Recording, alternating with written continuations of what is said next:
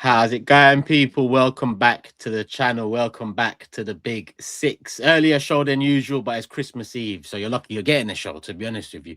It's Christmas tomorrow, so Merry Christmas to everyone who celebrates. Big up the community as always. Hit the like button, hype the video, subscribe, individual channels, description below. Do I need to say it? You should know by now. But if you're new, you know what to do, people. Big up Steve, SAEED, GRIZZ, TOBS back in the building. And Don back in the building too. I saw the comments from last time. A lot of people loved him, so I thought, yeah, let's bring him back. Now Matisse sorted it out, but obviously we're welcoming him back, Don. And yeah, it's a good time to have him back. A big game against Villa on the weekend. Carabao Cup semi-final as well, sorted against Arsenal. So yeah, we'll talk. How you been, Don? All good? I'm good, man. You know, Chelsea, bro. You're gonna see a different energy today from me. You know what I mean? I'm deflated right now. I can't lie. But other than that, I'm good, man. Sorted out all my presents yesterday. So good to go, man. Big up the man, then big up the chat. Come on. Big up, nice. We'll get into that later anyway. In terms of fixtures this weekend, that's probably the pick of the bunch, I'd say. But yeah, we'll talk. Obviously, there's a result to talk about as well. Arsenal, Carabao Cup yesterday. But before we get into that, Steve, SAEED, GRIZZ, TOBS, all good? Yeah, man. Yeah, all good. All ready for Christmas, bro. Nice. Anyone off to do some last minute shopping after this, or is everyone sorted? Already done it. Did it this morning. Steve, you're even sorted now, man. Christmas spirit live on show. Man. Father Christmas, man. The city Father, oh yeah. That's the brother from like the 90s, isn't it? Yeah. Says on the back, feed the goat. Nice. Memories. I remember those times. But yeah, let's get into it. Obviously, Arsenal, by the skin of our teeth, you could call it, penalty shootout win against Crystal Palace. It should never have got there. But it has set up a nice, juicy semi-final two-legged affair against Chelsea. But on the game itself, lots of rotation. But I was impressed. I think the first half we was very good, created a lot of chances, and that's been the big problem for us this season. But off the back of in that 45, getting over that big problem, the next problem being finishing those chances that we actually create, and it's something that's come up before in the past. We didn't, get it over the line in that first half, and in the second half it took us a little while, and there was some fortune to that as well, like there has been with a few of our goals in recent games. But we needed to get there. It's a cup competition, and when I looked at the lineup, I thought this is going to be a tough game, and it wasn't as tough as I would have expected. They went strong, they got back into the game in the second half, but generally we should have won that game in the 90. We should have been 2-3 up. Maybe you could argue in the first half.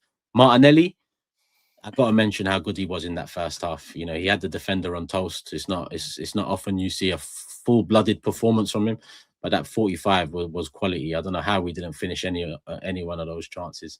In Madwick had a couple, Timber as well. It just didn't make sense. But yeah, dragged back into it. Gay got a last minute goal, slacked a bit on the set piece, and we paid the price in terms of going penalty shootout. But I don't mind the penalty shootout experience when you win, and we won. The experience, I think, bodes well for any potential penalty shootouts in the new year. More Carabao Cup action, FA Cup coming, Champions League. So it was good to see our players step up for the penalty shootout and just bury every single one. No problem at all. So on to the semi-final against Chelsea. And I'm looking forward to that one because we've got some, revenge to dish out. But yeah, everyone watched that game or not? I watched it. Of course. I think your assessment was actually spot on, to be honest. I think the game should have been over in the first half. Madueke, mate. Yeah. The less said, the better about that guy, if I'm being honest. But Martinelli did very, very well. I thought Jesus, your fans been clamoring for Jesus to start.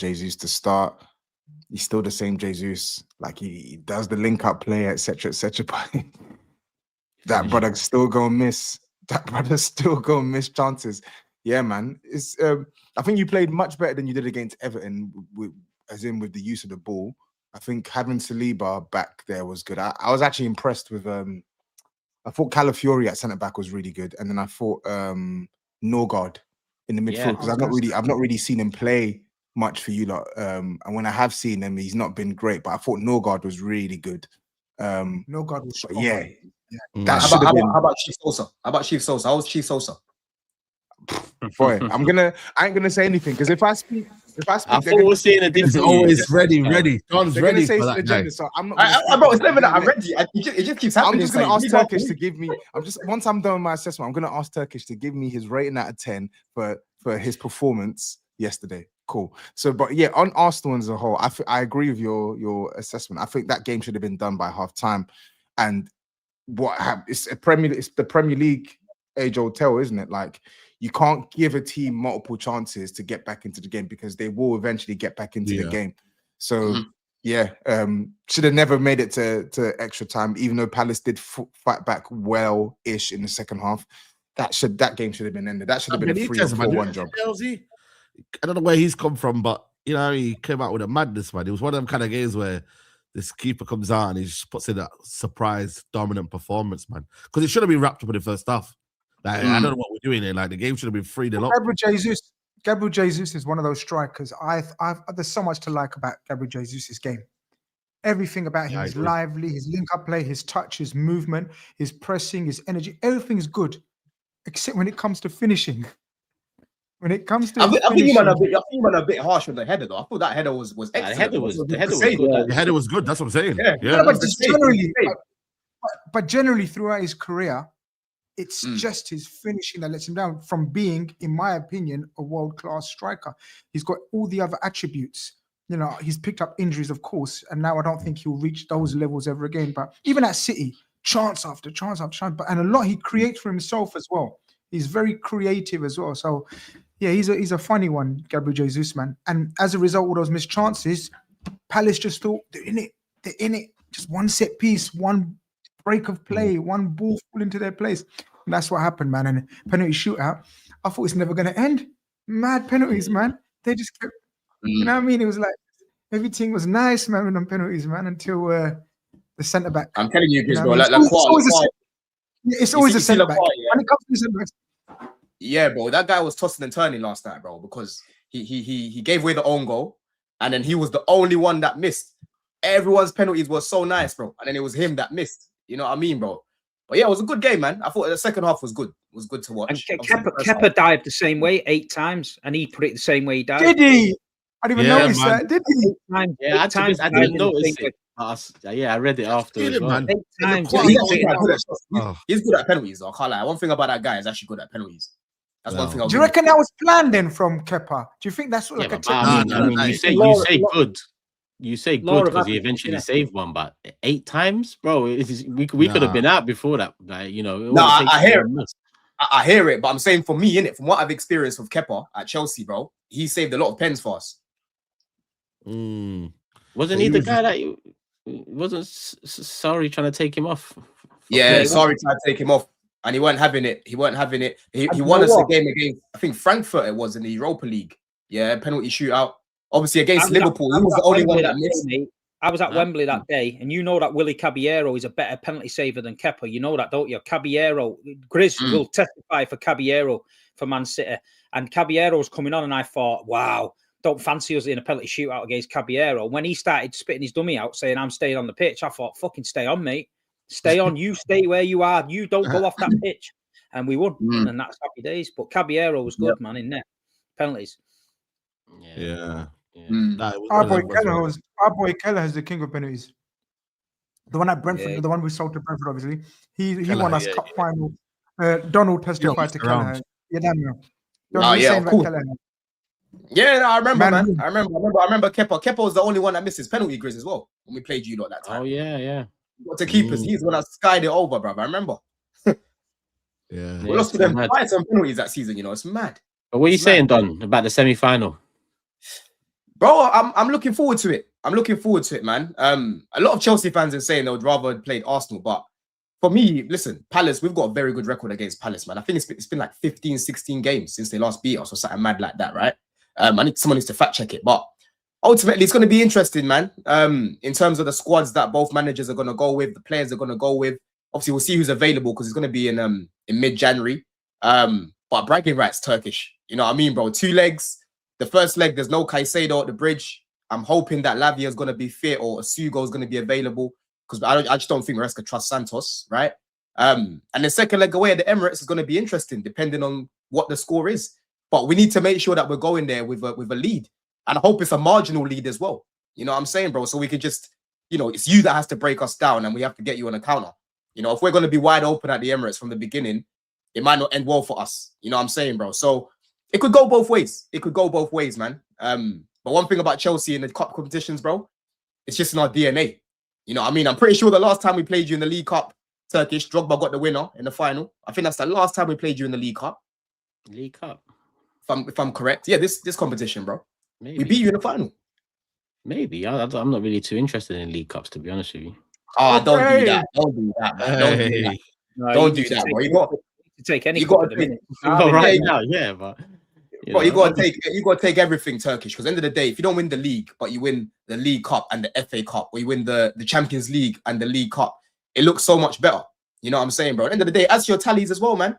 Like, yeah. Wenger never used to care about this comp. Like, you should now, this new generation of Arsenal should care about this competition, bro. Because that's what Man City started winning. They do, though. I mean, this competition's the weight is heavier than it's ever been, I think, in terms of how it's the perception of it. You know, I think 20, 25 years ago, what I grew up on was a competition that was used to you know, bring in youngsters and bring in players that needed minutes, right? Which was a joy in itself at the time, because you'd see who the next youngster is and stuff. But in terms of, like you said, Wenger, Ferguson didn't take it seriously either. Not many have, not many did until Mourinho and then Pep, and now it holds much more weight. Don't get it twisted. We're in it. I want to win it for sure. Yeah. But you mentioning that, that goes way back. I can't really remember. You just got to look at. You just got to look at the last. You got to look at the last few finals. Look at the teams playing in them. All the top teams. Yeah. Pretty much. Look at the winners. You know, there's no shock lower league teams or anything like that in the League Cup final. So eventually, it's always a chance for a team outside the big four, big six, to get a trophy on board, like Newcastle last season, like a Villa maybe, or dare I say Everton. You know what I mean? You know what I mean? So it's one of those trophies that you'd like to think a lot of clubs would want to win, man, because trophy is a trophy, man. That cabinet, some of your cabinets are looking dusty still. No, 100%, Grizz. And the thing is, the thing about it, Turkish, your players need to experience winning together, bro. Because the squad that won the FA Cup, bro, most of them are gone. Yeah. All these, man, it's all great being second and competing and being top of this and top of that, bro. But ultimately, Chelsea players have experienced winning more together than you, man. Yes, you know done. I mean? So this will be a good start. It's the truth, though, isn't it, Grizz? They need to learn how to win together, bro. They need to experience it, man, because it gives you that hunger to want to do more. Yeah. Well, you hope. You hope. Obviously, it's not always the case with League Cup. You know, there's examples for and against it, but we need to win it. We need to win things this season, right? So don't get it twisted. I'm not siding the League Cup off completely. We're in it. We've got a big chance. You know, I'm confident against Chelsea over 2 legs, especially. And then you go on to City or Newcastle, probably City. But again, it depends, because I think I don't know. Maybe Steve can tell me otherwise, but it's probably, actually, you lot might tell me otherwise. But I go into this game thinking it's more, into this semi-final, it's more important to Chelsea and to Newcastle in the fixtures than it is to Arsenal and City, because January is a hectic month. There's going to need to be rotation. There's big games. I think we've got 9 fixtures in January alone. We've got Bears as well. Yeah. But obviously, considering that your team is the top 4, our team will be changed. Our team will be changed 100%. Yeah. I do think Arsenal players need to win it. Arsenal players need to win it. That mentality. Just to have a group that's won something. I think I don't know how many of them were in the squad in that 2020. I mean, Saka was on the bench. Saka on the bench. I think as a group, though, just to have that winning feeling, like, yo, like, we won our first trophy now. Let's go now win the others. We got a taste for success. You get me? I get it. It's not like, you know, the standard of what Arsenal should be winning, but just to have that taste of, like, you know what, man, we won it together. You know what I mean? The manager's won something now. So now the people can be like, you know what, man, there's a first trophy now in since 2020. So now that's something off his back. So just little small things, but I think obviously over the course of the season, you don't want to win in just the Carabao Cup, but it should be a springboard for the next one, and then the next one. if that does happen. Do we So, do we all expect Arsenal City to be the final? Yes. yes, I can't lie. Yeah, That's what we're doing, man. Then. All right, cool. I can't lie. Yeah, For me, because they've got for me, it depends. done. For me, They it have got- depends on City's. For me, it depends on City's lineups.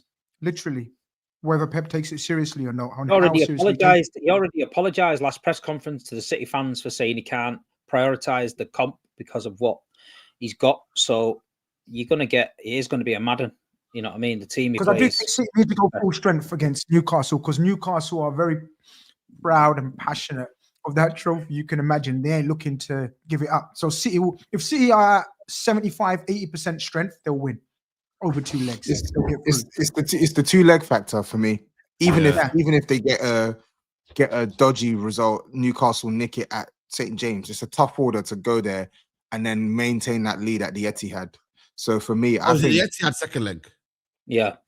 Oh yeah. How about the Chelsea game? Which way round I is the think Chelsea? it's hard to call until you see the lineups, bro. Arsenal second leg at home. Yeah.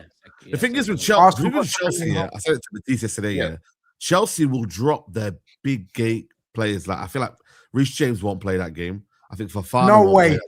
No way. It's been a minute since we won domestically, you know. It's been years. I know, yeah, but you lot can't afford for your key players to be injured. So I feel like if you get your key players out, Arsenal have got a better squad quality. You know what I mean? Like they're like yesterday, look at, for example, Lewis Skelly came on. Calafiori went back to centre back. Look at their back four. It weren't actually that bad. It was actually a decent back four. Chelsea will be full strength, brother.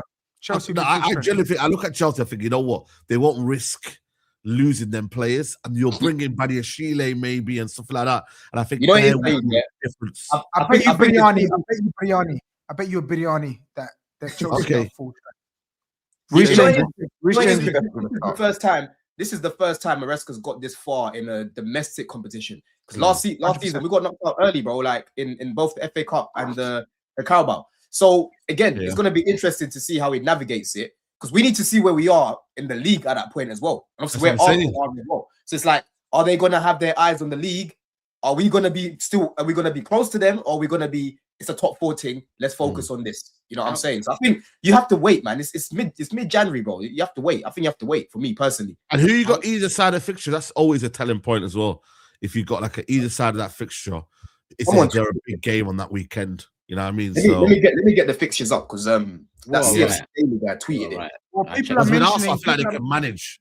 They can manage with a big fixture either way. I don't know if Chelsea can. So, we've got Saeed. We've got Charlton on the 10th, right, and then Arsenal on the 14th, and then we've got Brentford at home that weekend, and then Paphos. So really and truly, we can put our strong lineup. Yeah, we can put our strong lineup. Yeah, but even if that makes sense now. Even if you put out a strong lineup, like you've proven that you can mix it. Like you can go toe to toe with Arsenal. Like we've seen that. You could probably even nick it at the bridge. But again, it's the 2 leg factor. I just don't see you being able to build up enough of a lead that you can maintain over 2 legs against Arsenal. Similarly, I don't see you scoring lots of goals to put yourself in a strong position against Arsenal. I'm not even trying to glaze Arsenal. It's just the reality. I'll be shocked if Chelsea go through. Honestly, I'll be shocked. I hear that, Tobes, but let's be honest, bro. When we played them in the league at home, like you could feel the goal coming. You could feel that goal coming, and then that red card took away the momentum, bro. So 11. That's what I'm saying, though. But I'm saying I think you can beat them at your ground. I'm saying, but to beat them and then maintain that lead over 2 legs, I don't know if you can do it. And you're right, and that's why I said I want a marginal lead. I want to go to the Emirates at least 2 goals up, right? So it makes it you have a little bit of like a pillow you can fall back on. So even if they score first, they've got to score again. You know what I'm saying, bro? Yeah, so that's what I'm hoping for, innit? It's gonna be interesting, man. It's been a while since we've beaten Arsenal. It's been years, bro. It's been years, man. Sorry, whilst I was out sorting this delivery, did we speak on good player Marino? Did anyone speak on him? Was waiting for you to speak about Booker. I think you'd rather speak about Eze, man. What are you going to speak about Marino? Yeah, speak about Eze, man. Yeah, Marino, man. we know what he is. Go on, Yeah, so. man. I don't think we do know what he is, but okay, cool. Let's speak on Eze. Eze's got something for Chelsea in the semi-final. Remember, I said that. Mr. Turkish, Mr. Turkish. Eze will have something for you, Don. I'm telling you. What's he gonna have for us? What's that? What? He'll have something, and when that something Work happens, out. you'll know what that something is. Message me when it happens. Message me when you know. Bro, I've watched this guy multiple times against us. Yeah, he barely does anything. Ah, cool. barely does I'm not talking about then. I'm talking about now. What's next? I don't think Eze is the guy to be putting your house on, Turkish. I'll be Do you real. know what? Do you know what happens when TOBS calls out players? I don't think you know. So Tobes, they're saying that you're bad luck and that.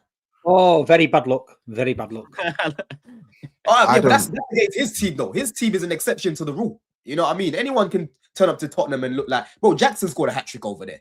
You know what I'm saying, bro? So it's different. It's different levels, man. This is this super chat here. Sorry, but I know it's off subject. But Liverpool away after that second leg, you're definitely rotating. So Newcastle, I mean, I'm looking at it now, thinking, yeah, because you won't go full strength before Liverpool away in the league. That's for sure. We'll just throw Semenyo up front in it. Fuck it. That shit player. Oh yeah, you'll have him by then. The clause is only till the what 10th of Jan. Sancho breaks. What? Hey, That's a funny super chat. yeah. How do I remind you of that, Jack, bro? What the hell? Yeah. Sorry, where was we? Yeah. Carabao Cup semi-final. Yeah. So Semenyo. I mean, well, should we do predictions before we move on? Let's do predictions. Arsenal Brighton. All right, just get that in now. It's a home fixture. You know, we might be second again by the time kickoff comes because you know City got Forest at midday. So the expectation is it'll happen again. But just get the job done, man. I know Brighton have been a bogey team, but we've turned that around, and Belieber's not there. The only player missing off the top of my head. So I'm gonna go for 3-0, 3-1. Oh shit, it's SAEED first. Sorry, SAEED. Yeah. I'm gonna go 2-0 Arsenal. 2-0. I'm sticking 3-1. Steve. 2-1 Arsenal. 2-1 Arsenal. Matisse has gone 2-0 Arsenal. Don, what are you saying? I think 2-1 Arsenal. Cool. GRIZZ? 2-0 Arsenal. Number 2-0. And TOBS? I'm gonna go. I'm gonna go 3-1 Arsenal. Another 3-1. So all gone for Arsenal wins. Let me just look at the super chats quickly. Christopher says, I reckon we beat Chelsea over 2 legs, especially with the second leg being at the Emirates. An Arsenal City final would go crazy. If he says, Chelsea's next 2 games are Villa and City. We believe in you. Best players in the world. Best team in the universe. Chelsea, and all of that. What is City next week? Yeah, we play City soon. Yeah. Oh, is Have it? you not seen? Is it next weekend, Steve? Yeah. We've got Forest, Sunderland. That's it. Chelsea. Sunderland. Okay. Yeah, Sunderland. we've got you on the Maybe 4th. You're right. or something. Yeah, we've got them soon. You know what it is? Yeah, we haven't beaten Man City since the Champions League final. Wow. Have you not seen Newcastle's fixtures in between the cup games? No. Oof. So they play Man City at home in the League Cup. Then they got Wolves away, which they should win. Then they got PSV at home. Won't be an easy game, but again, winnable game. But then they got Villa at home, PSG away, Liverpool away, then Man City for the second leg at the Etihad. That's Yo. drawing it back. Yeah. That's Yo. drawing it back. Man, Yeah, That's they have to crazy. spend in January or something. But they have got Wissa back though. They have got Wissa back. You know what I mean, and a couple of players. So don't know. We'll see. It's tough though. Russell says, I think it's time to move on from Odegaard. We need a world-class creator. He just passes left and right, and our strikers will never work in the team. yeah, just on that Turkish here, like, are you a little bit? I know you've got your W's like the past 3 games or whatever, right? Obviously, Wolves. Listen, they're gonna go down, but you struggled to beat them. You ended up doing it. Saka turned up for you, man. The game after that against Everton, you know, the mad handball. I've never seen a handball like that ever in my life, right? Yeah. End up winning that game. Obviously, last night you peppered them first half, cool. Second half, it was all right, but you ended up winning that game. I'm looking at Man City right now, bro. Second best defense in the league. They've scored 10 more goals than you as well, I think it is in the league right now. And they're adding firepower with Semenyo right now. Yeah. Are you feeling like a little bit concerned at the minute? Because I'm looking at Man City and I'm thinking they're trying to fire their way to the league in terms of their attack. Yeah. Their attack is better. It's the best in the league. Yeah. Are alarm bells going off in your head right now about what you've been watching, even though you've been getting the results in terms of what you've been watching? Are you a bit concerned? On us, it depends what it is, right? And I think you find out what it is maybe in a few weeks, right? Because we've had, let's say, the 2 title winning seasons for City when we finished second, right? In our poor runs, we lost games, silly games, West Ham, Fulham,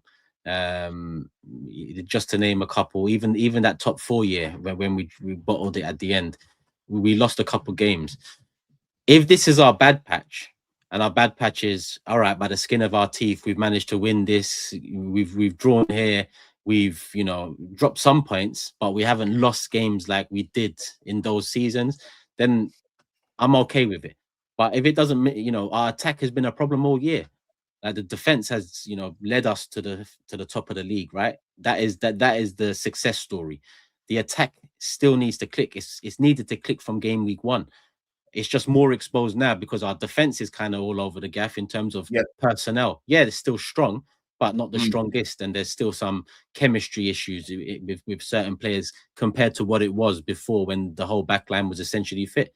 So listen, City have, won games by the skin of their teeth, and now they've transferred that to pretty much smoking teams week in, week out now, last couple of weeks, getting clean sheets with it. I've never dismissed City from a title race, right? I dismissed Liverpool early, Chelsea early. With City, you can never dismiss them until they're out of it, right? The Semenyo stuff, yeah, it's not good news, if I'm honest with you, because we could do with a Semenyo. But obviously, Man City are that club in terms of they will add if they need to add, regardless of what they've just added. In January, for us, I expect a quiet January. That's not me moaning about it. We've got enough to work out already without looking forward to what's next. So it's definitely a lot closer. I'm still confident about it, but that's because I feel like our bad patch now, we're still managing to churn out results. But the thing is for me, Turkish, how I kind of look at it, right? It's like, if I look at, for example, Alexis Sanchez, if Sanchez played for this Arsenal team right now, that would be your go-to attacker. That would be your Haaland or your Salah. Yeah. I don't see anyone in this Arsenal team who's that. You know what I mean? Saka's not that for me. Saka is that for them. Saka absolutely is. Listen, let me finish those. Saka, bro. Yeah, Turkish. I'm sure Turkish will agree. When it's come to crunch time, year in, year out, whether it's top 4 or title race, bro, that guy does Casper for one. Yeah, he's never really turned up in the crunch time of the season, right? The way the likes of Haaland have, or even Salah like last season in the title race and whatnot, right? So there's that. I look at that, and when I look at your attack, Turkish, I don't think I've really seen your attack firing to the level that I'm like, wow, since 2 seasons ago, when you came back from Dubai. That was the last time. Yeah. 23. I rated your attack. I think last season you had a lot of injuries and whatnot. Thin squad. This time round, it's been up and down. It's been about 2 years basically, if you deep it. That's the last time I saw your attack really firing. But you see what you're saying there. I agree. But it either goes one way, we click and it gets better. Consider we're top of the league, and I'm agreeing with you on the attack. I've mentioned that myself, but we're top. So if it goes the right way for us and it clicks, then we're winning this league without a shadow of a doubt. If it goes the wrong way for us and it doesn't click, then I'm sorry. As much as what's the saying, attack wins games, defense wins titles. There's examples otherwise. There's been many a title won where the best attack has won the title. So it's just in my opinion, it's all down on the attack now. And as much as we give Arteta credit for the building the defensive unit the way it is, even building the midfield in terms of the defensive side of things the way it is, hella credit. But now the defense is a bit more open, susceptible, especially late on. I'm looking at the attack now to get to that same level or same standard, because it's all a balance. It's not defense or attack that wins you anything. It's the balance between that wins you, wins you the biggest titles. We still haven't found that balance right. Yeah, and City, you might argue City have, but it's only been, you know, a 2-week, probably, you know, 2-week tester of that. Now they're going into a couple of away games, and they've got you. I didn't even know about that round the corner. If they maintain this level against the, you know, 2 away games and against you lot, I mean, you're good. You know, you're naturally going to be more worried. But right now, it's. I'm looking at City. Haaland can win you the league alone. He's about to break his own record. So when you mention Haaland and Salah, you can't mention Saka in the same breath as them. And this ain't me disrespecting him or slandering him. His role in our team is that, right? In terms of what TOBS is saying, he's right there. Saka is our equivalent in terms of the go-to guy in attack. But he's also got to prove that he can hang with the names you've just mentioned in terms of being reliable in the back end and taking us over the line. But Saka is our guy. Even recently, our attack's been poor. It's been him that's getting the corners into these positions that we're luckily bundling home off the post, off ahead. It's still him that's kind of core to that. But then he still needs to improve, and our attack needs to improve. If that happens, we win this league, I think, comfortably. If it doesn't happen, then I think City win the league, because the way they're moving with Haaland, Semenyo coming in, that's a big push. So we've got to make it make sense in attack, TOBS. No, I was gonna say, I think you're being a bit harsh. Like, I know this season, yes, he could do better. He's not performed consistently well throughout the season in terms of the numbers. But when you look at the last 3 years when Arsenal have been in a title charge, right? The 3 years prior, the first season, okay, you're right. He did fall off a cliff, as was the case with the rest of the team. He's meant to be a top attacker. You can't do that.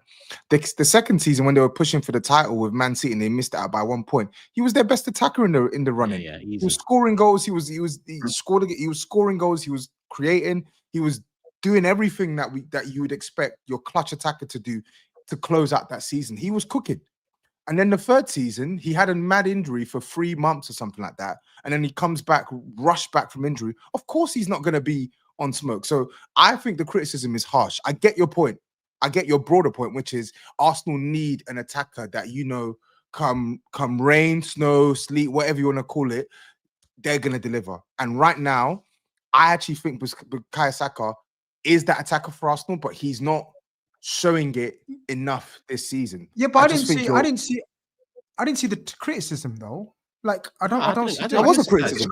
I'm saying he's being harsh. Generally, all I said was you can't use his name with Haaland and Salah. You can't go until you actually prove it. John might be using his name with Haaland and Salah. No, but John might. I don't know if Don is angling towards a criticism of Saka. That's up to Don. He can explain himself. But generally, I don't see a criticism of Saka from people that watch football, because Saka has been immense. He's still young, and you're right. Everything that you said, TOBS, about injuries and etc., carrying the attack for Arsenal while they still try to find their ideal number 9, their ideal other flanker, their ideal number 8. He's been the consistent. He's been the constant. Yeah. In that Arsenal team. So maybe Don's trying to look this season he's not been good. This season he's not been good. But the thing is he's played a lot of football last season with a lot of injuries. There's a lot of wear and tear. Hold on a minute. This season he's not been good. Hold on 1 fucking minute here, yeah. So for the last 3 seasons, he's been okay because he's tried his best and Arsenal's won fuck all. And this season he's been shit, but that's not a problem, because for the last 3 seasons he's been okay. But Phil Foden won the fucking treble and the league for 4 gigs on the trot, and you said he was washed and he was a bum and he had a bad season. Nobody said can't count on them other seasons, and he won the PFA Player of the Year and all that. You're lying. You know what the difference is? You're a liar. You're a liar. Nobody said. You do the same energy for fucking Saka than you did for Foden. Because the shit you spoke about Phil Foden. You can say all you want, everyone playing. You do this a lot. You sit there with your puppy dog eyes and say you never said it. You fucking said it. I didn't say it. You just said we called Phil Foden. You wouldn't let me explain about anyone on this panel called Phil Foden washed. 4 in a row. Anyone on this panel called Phil Foden washed. Anyone on this panel called Phil Foden washed. And Saka has won anyone on this panel. Saka has won fuck all, and he's still going to win fuck all, and you make an excuse for him. Don't make an excuse. I'm glad you mentioned Foden, TOBS. Let me come into that as well. Yeah, I'm glad you mentioned Foden, because that's a nonsense rhetoric. Sorry, I've been asking a lot of Arsenal fans, yeah, who call Saka world class and they love Saka. They talk about him like he's like he's the god. Yeah. So I've been asking them, bro, is Saka gonna win you the title similar to what Foden did for Man City when KDB wasn't there? Is Saka gonna perform to that level? None of them can answer me, bro. Yeah. Never. Only No, one. he has Only never. one of my boys. Only has one of my boys, Jermaine. Only Jermaine said yes. Everyone has else, for example, the other day, catch on midday live. He said Saka's world class. I said, okay, is he gonna carry you to the league like Foden? He couldn't answer me, bro. Right? So which one is it? What do you mean he couldn't answer you though? What was he saying? As in he wasn't able to put his neck on the line, right? In terms of Saka being able to do what Foden's done, because clearly they don't believe in his ability the way they claim, bro. Right? If you believed in his ability the way that you claim, you would say that. Because if I was in your position right now, Turkish, and Palmer was there, I would say, yeah, I think Palmer's going to be one of the key reasons why we win the league. He's going to carry us to the league, right? No, but man, you're man talking- to say that about Saka.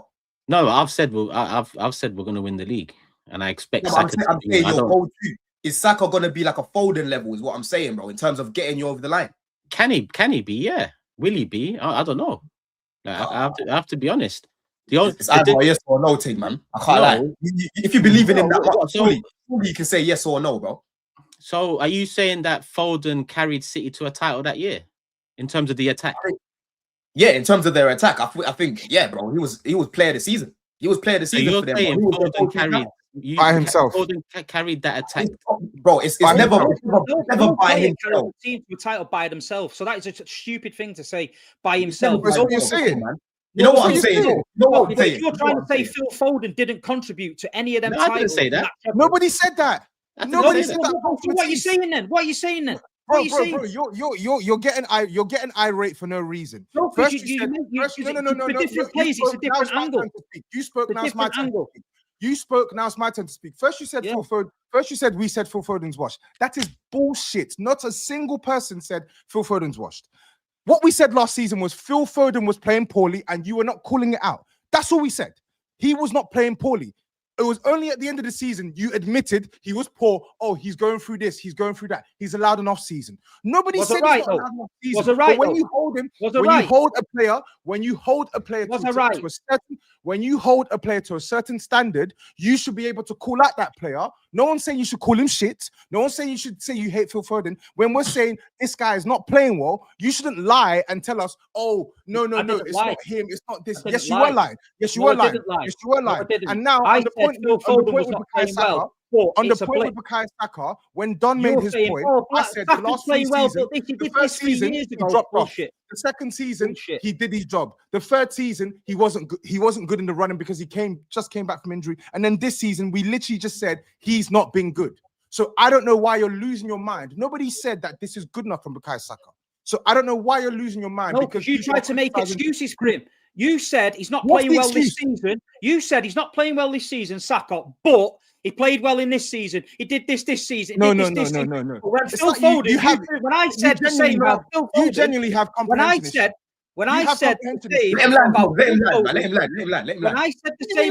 Foden, that he won this and he won that and he won that and he got PFA Player of the Year, all your excuses was he didn't do it on his own. It was on all Phil Foden. Calvin Phillips played in the treble. All this bullshit you came out with. Mixing me with Matisse. You're mixing me with Matisse, and I don't understand why. You're the same. So I'm not listening to a Bukayo or Bukayo Saka story on here from you. One of us have light skin and wears glasses. The other one's Nigerian and wears a hat. We're two different people. You're mixing what Matisse said, and you're trying to throw it at me. I've never once mentioned Calvin Phillips to you. So again, stop. No, I just said you and Matisse. I know that Matisse mentioned that. No. You're saying you and Matisse. You're telling me stuff that Matisse is saying. Was exactly the same. No, I wasn't the same. When you said I've said Phil Foden has never contributed to you winning trophies, that's bullshit. You're just making stuff up. I've never said that. I've never said that. You're just making stuff up because you're hearing Bukayo Saka and you're using it as an opinion to one up. I never said but this season. One up. I just don't like I never said but this season. Don point because he had 3 good seasons, but Phil Foden had 3 generational seasons with trophies coming out of his ass. More trophies than Tottenham won in the last fucking 100 years. Foden won in 3. Tottenham? Yeah? Why are you I'm just saying. Tottenham? No, because this is it. Why are you mentioning us? I don't understand it. Because don't you're a understand Tottenham fan. I know it's unfortunate, what but you point- are. No, genuinely, what point are you driving at here? Because you're even losing me with your I'm argument. driving at the fact is that when I use the excuse for Phil Foden having one bad season and that he had 4 good seasons before it, I was told, no, this, that, and the other. And then I've got to sit here and listen to you say, Bukayo Saka's had a bad season this year, but for the last 3 seasons, he's been very good. And I'm supposed to take that. No. You're as I said, I think you're struggling with comprehension. Don made a statement. I'm listening to you, mate. I'm struggling listening to you. You genuinely are. Don made a statement that Bukayo Saka has never turned up for Arsenal at the run-in of the season, at the back end of the season. That is the point I was disputing. I never once said that is justification for how Don's right. He never has. That's your opinion, but I just broke down the seasons. When we spoke about the season, he never turned, because if he turned up, he'd carry him to the title. Bro. You've literally just said one player can't win the title. But now you're telling me that if he never turned up and they didn't win the title, which one is it? Listen, you carry on with your weird Tottenham logic. You carry on, because that's in your weird. This is what I said. You're just tying yourself up. You don't know. You don't know nothing about it. So stop talking about titles. Let me carry on with this. Never been in one. I'm not talking about titles. I'm not talking about titles. If we want to talk about his season, he has not been good this season. Nobody's made excuses for him. We're literally talking about it now. Nobody has made an excuse for Bukayo Saka this season. He has not been good this season, period. A player of his standing should be playing better. Nobody's making excuses for him. The point that I was replying to was his statement that in the previous seasons, Saka has never turned up for Arsenal in the crunch. And I said, that's a bit harsh. If someone said that about Phil Foden, I would say the same thing. That's bullshit. So what are you talking about? Let me talking continue. Rubbish. Merry Christmas. Continue. L9 says, Wharton, what a player. Such high IQ and poise at his age. Glad we got Arsenal, though. Going to be a movie. Arsenal are 1-7 in semi-finals under Arteta. Let's have it. Who do you think Wharton ends up at? Ooh, good question. Maybe I reckon Liverpool, you know. Because I think City will go for Anderson. I think City will go for Anderson. Personally, I think City will go for Anderson, man. I think that's a really good Rodri replacement. It doesn't mean sell Rodri, Steve. It just means let Rodri heal. You know what I mean? Whilst not being the guy you're dependent on. Bring someone else in to help him, bro. I think United will go for a lot of midfielders. Obviously, that's the obvious thing to say. And they're going to throw bare money as usual on wages. But I can generally see That's a lie again. Wharton and Anderson going to the very, very top clubs. Make up your mind who's a very, very top club. Yeah, John says, the last time Chelsea played Arsenal in the League Cup, they lost in the semis in 2018.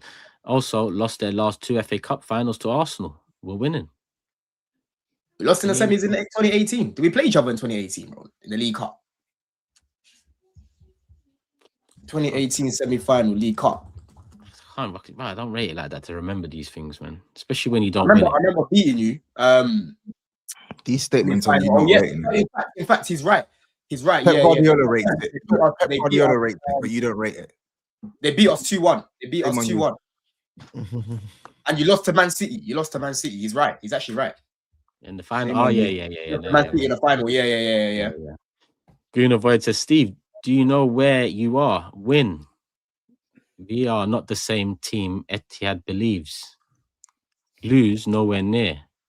Squad is weak, 7-point gap, and need 3-1 odds. 2 points. Chest. Which is it? Listen, can someone translate that? Because I ain't got a fucking Oh, yeah, I was man, struggling. Goon avoid. I think I understand, but it's a struggle to break that one down. I'll be honest with you, brother. Ben White says, Turkish, we have scored the same number of goals as United. Odegaard, Bukayo, Gyökeres, and Cole need to pick it up, especially seeing that Gabriel is out. 100%. Bro, Turkish. Pedro Neto gets cooked all the time for his goals. He would be your top joint goal scorer in the Prem right now, bro. That's bad. I mean, that's really bad. You're picking out really bad. You're picking out a poor attacking return from us, and maybe Neto's best season so far. Yeah, but that's the point, though. Neto's not known for his goals. He's not known for his goals. No, I know. Joint goal scorer, bro. It's poor without comparing it to Neto, is what I'm saying. Like, we don't need. I think Richarlison's even got more goals than Gyökeres. Maybe he does. Mwani? There's no maybe What about it. about Mwani? Yeah, he's Look got at more goals than how- Mwani. Mwani needs to score Okay. Why Now do you what? giggle? Why do you giggle when you mention Mwani? because Mwani wasn't bought for 68 million Oh, quid to so transform you your attack. giggle. You giggle because he's not 60 mil. Is that why? No, you no, no. giggle? I don't giggle because he's not 60 million. I giggle because the guy that you brought in for 63 million No. quid is stinking. When you say the name Mwani, forget the guy we brought in. When you When I say say the the name same- Mwani, when I say- why when do I you say- smile and blush? Why? No, I don't smile. I'm not smiling and blush because of Mwani. I'm smiling and blushing because Richarlison is a striker that nobody No, rates when here, you and say he's got more forget goals than Richarlison. Gyökeres. When you say Mwani, you're just so joyful. Why? Like, what's going on? What do you mean I'm so joyful? Why do you care about my expressions when it comes to Kolo Because you're Muani? looking at me when you're saying it, and it's weird. That's why. I'm not Don't looking look at you. me. I'm literally Don't looking look at at the me camera. when you What talk do to me. you mean Just I'm looking look at this you? way, so I don't need to Bizarre. see your face. Why would I want to see your mug? Why would I want to see your mug and smile? Tell me. Talk to me like this. Talk to Tell me me. like this from Tell now me. on, bro. Man Cheers. said you're looking at me and smiling. I've never looked at you and smiled. You make my life misery. Cool. Let's keep it moving. Where are we? Kevlar says 6 GA in half a season, by the way. Comparing them to greats, are you insane? He's the most overhyped player in the world by a mile. So overrated, man. And Claver says, Big Steve is right. Tobes makes some questionable player analysis. He just does not have consistency in his criticism. Thank you. Rand says, Saka over Foden and Palmer for sure, and he will be a key reason why we win the league. They both have not proven they are better than him. They have. Mr. Realist. Man City won the league when KDB came back in January. Foden didn't carry no one. Rodri was the best player in our team in 23-24 by fucking far. That's a City Very fan. true. Very true. Foden did carry, but Rodri was their best player. Foden carried because while KDB was away, Foden stepped up. Absolutely, He did stepped carry. up. That super chat is But false. Rodri was a one-man wrecking machine that season. One man. Here's wrecking this one. This one machine. sums it up. This one sums it up. This guy. This sums it up. Read it, Turkish. Read it. Yeah, read it, bro. I can read it, but Saka's put up similar numbers. It's just the title that's missing. Saka's not a better goal scorer than Phil Foden, though. No, He's not going to score. Yeah, he's not going to end up with more goals than Foden. We already know Foden. It's established. Foden is a fantastic goal scorer. He is. What about Chirk? What about Ryan Chirkin? And he's come on. He's a winger now. What about the numbers for Chirky in his first season in the Prem? We'll see. That's what I'm saying. Saka, he's the star boy, and I get it. And all the chat cry about him because he's everything you've got to cling on to. But the facts are the last 4 seasons when you've needed Bukayo Saka to step up and do something that star boys do, he's done fuck all. Simple as that. Saka's done as much as Foden's done, but the rest of the team haven't done as much as what the rest of Man City's team has done. So you're blaming the whole team now. You're not Saka. What I'm saying. No. Foden's, you know, what should we blame? Should we blame our most consistent attacker that carried a team from one era to the next? It's the Arsenal way. There's always an excuse somewhere. So if Bukayo hit the numbers, it'd be someone else's fault. If you don't hit the numbers, it's someone else's fault. If you don't win the league this year, it'll be someone else's fault. Let's not forget.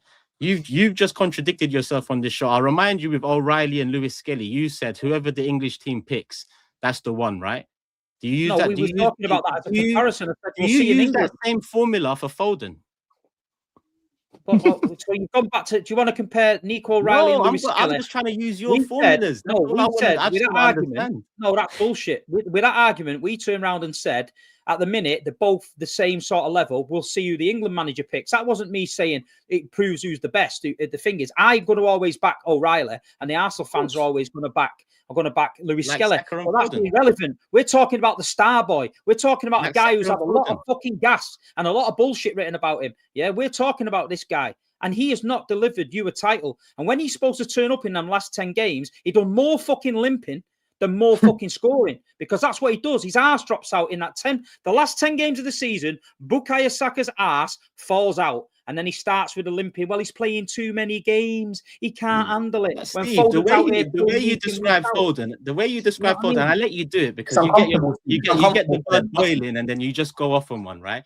You said you Foden can't had say an anything about Foden. You said can't say Foden. anything about You him. said Foden had an off season after Yeah, he four did. great seasons. Name me 4 great Foden seasons right now. The last 4 seasons before the off season. Foden had 4 great seasons, Steve. Do you want Yeah. me to start bringing up numbers? Because Yeah. you wanted me to look Yeah. at the numbers on this super chat. Saka's had more double-digit goal seasons than Foden has. Right. Why? Wait, hold on. Why? Because Foden is the better goal scorer. So you tell me why. Because I agree Foden's the better goal scorer, but why are the numbers different there? You wanted me to focus on these ones here. We can all focus on certain numbers that make. Hold on, you've missed something out. You've missed something out on them numbers. What does it say at the end of it? On the way to a title. There you go. That's your get out of jail card. I was just focusing on the numbers. I had the title bit. Your get out of jail card. No, it's your get out of jail. Yeah, because so what would you rather have? What would you rather have? The numbers or the title? Would you rather have the numbers or the title? Grealish is better than second, right? Would you rather have the numbers or the title? That obviously the title, but you mentioned the title. End of story. You mentioned the numbers. Keep talking about the numbers. This is what I don't get. I can't say keep talking about the numbers. This is why I don't entertain many arguments with Steve, because it's going to end with 4 in a row. Title. Yeah, exactly how it would end if the shoe was on the other foot. If the shoe was on the other foot, win the title, and then Steve can't say that anymore. That's why Arsenal fans, I say it's on us. We have to win the title. If that was how it would end with you, if the shoe was on the other foot and I come in here talking about numbers, every argument's going to end with we've won the title, we've won 4 in a row. There's no point in me wasting 25 minutes of breath on Christmas Eve or anything really to argue it if I know it's going to end with you want to you're going to win the title. That's it. It ends with that. It ends with that. I'm coming to get that. I'm coming to get that in May. I'm coming to get that in May. I'm coming to get that in May. Remember this. In May, I'm going to be in that room. I'm going to leave those blue ribbons in that room, and I'm putting red ribbons on it. See that on the back? Your name ain't on it. Your name ain't on it. It ain't on it. It ain't on it. But you can bring all them trophies out. You can bring all them trophies out. That's how it ends. But there's an obvious issue here, because we was talking about Saka and you brought up Foden. Man City fans tend to do this generally. There's like there's a word for it. I don't know what the word is exactly, but you want to be part of everything. Don't forget. We are part of everything because we win everything. Don't forget. That's ironic coming from an Arsenal fan, you know. That's very ironic. That. An Arsenal fan say you want to be part of everything. You want to be involved in everything. Every conversation. You can't say that about me. You might talk about you. Okay, yeah. About me. Right? I respect you. Okay, so I talk to myself.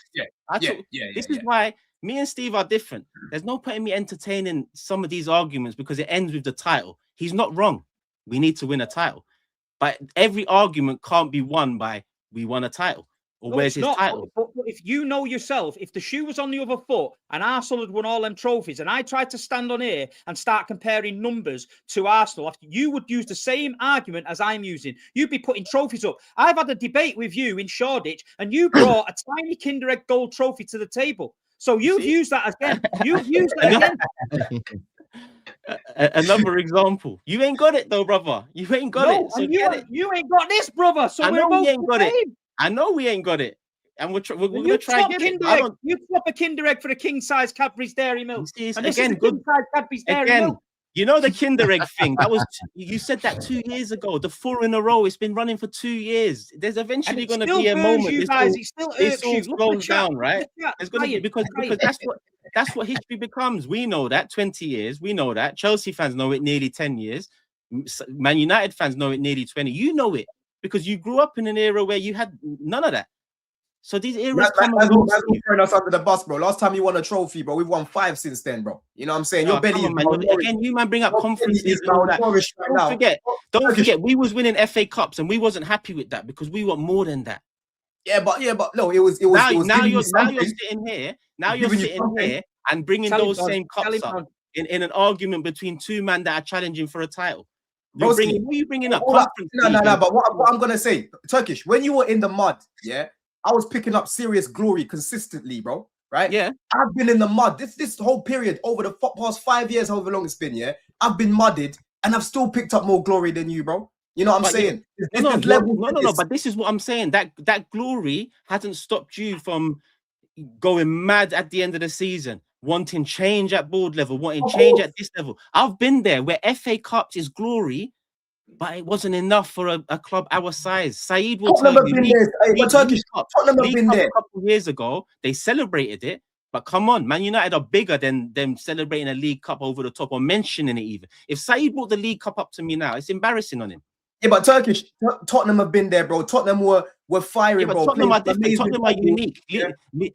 Europa League to Tottenham is like the World Cup. League Cup is like Champions League to Tottenham. They're lucky to be I'm talking about when they had Poch, bro. They were up there competing. They had a very good team. They had one of the best attacks in Europe, right? At the end of the day, they left with nothing. You know what I'm saying? As it is right now, you have nothing, 100%, right? You need to start to collect. You need to start to collect. So when Steve's talking about trophies, you can come back and say, yeah, we won the Champions League. But that's what I said. That's what I said. If ultimately the argument with Steve is always going to end with the trophy talk, we have to win it. He's not wrong there. I can't argue against that. So what's the point in me arguing everything else if it's going to end with that? He's right there. We have to win. That goes without saying, bro.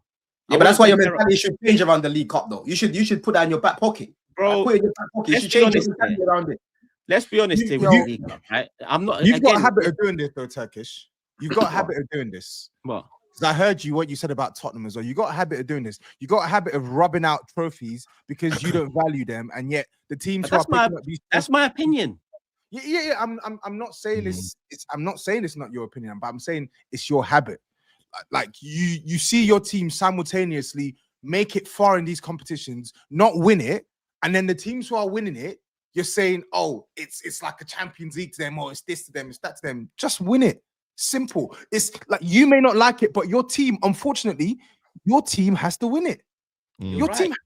Listen, Pep Guardiola picks up League Cups with league titles. I know, but exactly that. Right. Trust me, we're in the League Cup. I want to win it, right? But the League Cup doesn't define a season. You didn't say it does. But that's what I'm saying. We're in a season now where we've got to define what we have built up to with something much more than a League Cup, bro. Do you get what I'm saying? Like, I understand your point. I want to win it. We're in it. But if we go win the Carabao and then nothing else in May, that's a dead season, bro. That's a dead season. So the value of that Carabao Cup isn't as valuable as it's being talked up now. Let's be honest here. The value comes with the complementary factor with a league. Especially now, I agree. You get it? League Cup on its own. Come on, like what we doing? You've got to win the Premier League as well alongside that. Yeah, you've got to win something with it. So that doesn't mean I'm saying throw it away. But what I'm telling you, in January, our priority, in my opinion, is Premier League. And then because we're through in the Champions League, basically, top 2, top 3, then I'll put Carabao Cup semi-finals ahead of that. Then it's the Champions League group games that don't mean anything. But that's because if I'm in Chelsea's position where we need to win the Champions League games to get through to the knockouts, I'm prioritizing that ahead of the League Cup semi-final. Whereas FA Cup still holds that weight as the domestic cup. You get it? I can't help how I naturally feel. When we get knocked at the League Cup, I'm like, fuck it, man. FA Cup, it hurts. Champions League is always hurt. League, obviously, is the worst. But Carabao Cup, bro, come on, man. It's not gonna define a player's career. It's not gonna define Saka's era in the past 4 years. Arsenal's build up to this. What defines it is the majors. The majors are Premier League, Champions League, and FA Cup. Even though that's lost weight in comparison over the years. But yeah, GRIZZ had to go. People, apologies amongst the whole chaos. He had to go. Let me see what the super chats are saying. We've got a hell of a lot more in now on the subject or so. Yeah, let me get them in. Can we stop chatting about this Saka and Foden and Palmer comparison because Don wants to be involved? They're all shit and overrated. Happy? That one from Two Hand Tobs. This one here from Sefa saying Chelsea fans' reaction confirmed they're scared of playing Arsenal over 2 legs. Donald Delulu gassed them up. Now he wants to make Chelsea great again. I'm not scared of you, man. When I'm not scared of you, man, at all. I'm scared of Chelsea more than I am more than you, man, bro. If anything, that's what I'm scared of. Blicky says Saka put up 16 plus 9, finishing 1 point behind City. Just results-based analysis. Saka is great. Foden is great. James adds, big up James. It used to be, quote, Saka isn't world-class until he does it in the Champions League. Now people will act like Saka and Gyökeres's goals in the Champions League don't count. Kevin says, if Foden is such a barometer to what top quality is, why on earth does every up and coming player that shows up need to be compared to Saka? There's only Arsenal fans that compare anyone to Saka. No, Because let's like- Steve, let's not do that. You've said it before. Oh, who was arguing that time when he said Saka survived every comparison going. Like that's a thing. Yeah, you know but what it's I mean? not Arsenal fans that bring up that comparison. When it was Greenwood and Sancho, that was United fans that brought that up. When it was Foden, it was City fans that brought that up. When it was Palmer, it was Chelsea fans that brought that up. That's just how it's been. Like, we don't bring that up. I think your fans do bring it up. Well, we get drawn into it, yeah, and then we start. No, you bring it up. You Saka's name gets drawn into these conversations, but your fans definitely bring it up for sure. There's no way your fans are the innocent party here.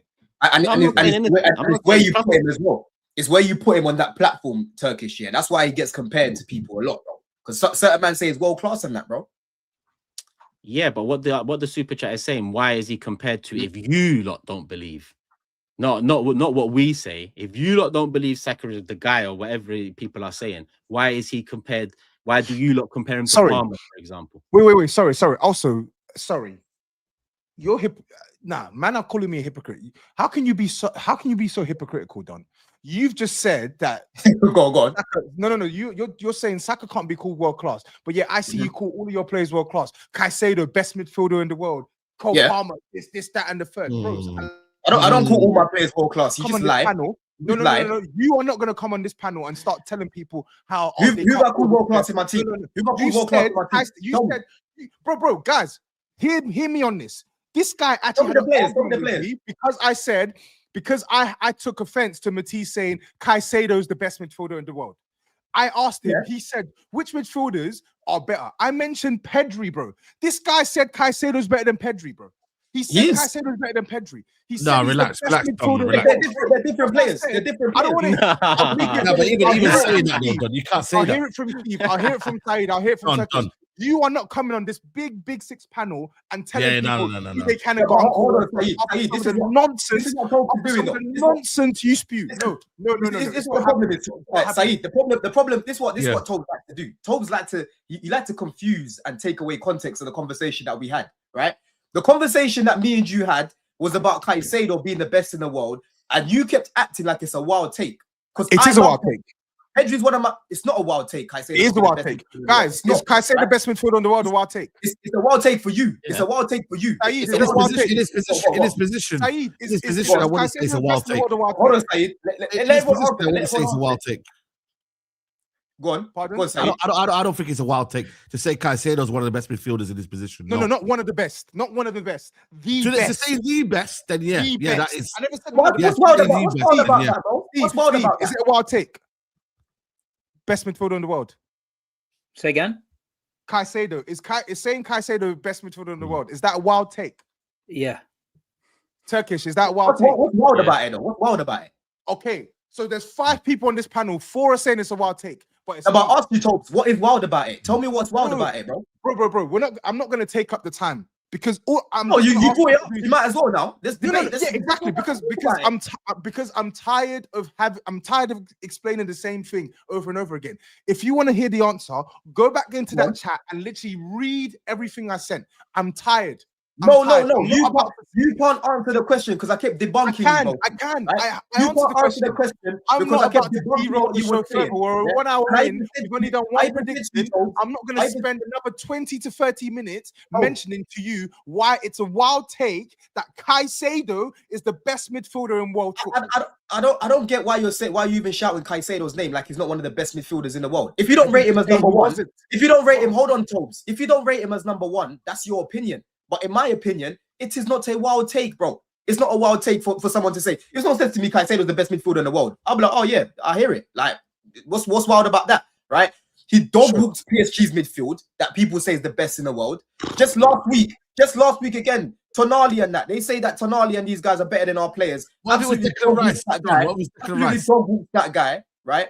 You know what I'm saying? Against Barcelona, I was praying he would be there. I was praying Pedro would be there. That guy had to fucking duck the test. And you were laughing about it as well, Tobes, right? So Don't try and make it out like I don't rate Pedri, because Pedri's one of my favorite players. But I didn't say that. Caicedo for me is the best midfielder in the world. That's my opinion, bro. It's not a wild take. I don't think it's a wild take at all. Would it be wild take if Declan Rice, someone said Declan Rice best midfielder in the world? Would that be a wild take? I mean, I wouldn't call it a wild take. I'll just say I don't agree with you. Yes, you would. I would just say I don't agree with you. Yeah. I would just say I don't agree with you. I would just, but hold on, Tom. Yes, you would.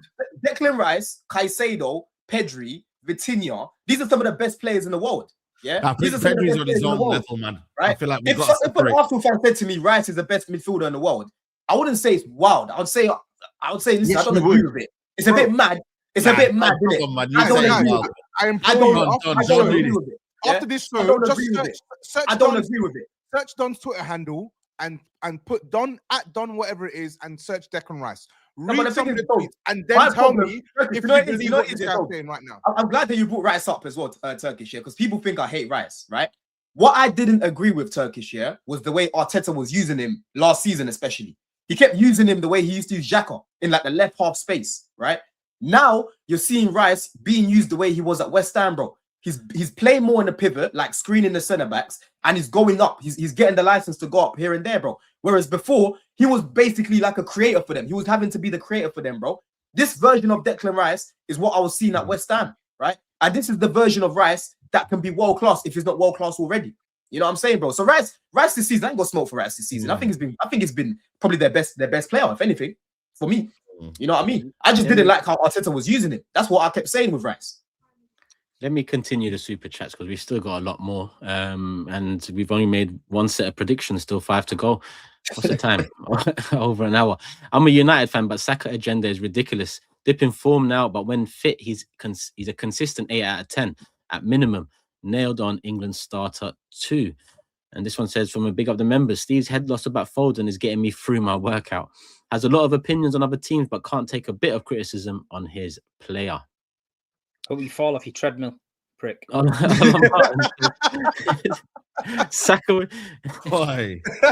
Saka was injured half of the season and had 16 goal contributions in the league alone. This year, Saka has 9 contributions, and Foden generation in a better attack has 13. Calm down. Big up Hugh in the building as well. Come on. I hope you're good, Hugh. Merry Christmas, my bro. Hope you and the family are well. He says, Big Steve, his box office never changed, Tobes. Merry Christmas, lads. Come on. Big up Hugh, man. Go over, subscribe, man. Blue Sharks. Foden, one of the main reasons we won the title. Haaland was there, obviously. He was scoring left, right, and centre. Not some penalty and corners for stats. If you know, you know. That one's a United one. I'm going to save that. What's this one here? Let me just get the Arsenal Saka related ones in, and we'll save the rest for the relevant areas. GRIZZ is left. I see one for GRIZZ Day. He's left, but I'll still get that in at some point. And Triple O says, so because Saka's turned up and the team didn't win, it's Saka's fault. We forget Foden also had 27 league goals when he carried the team.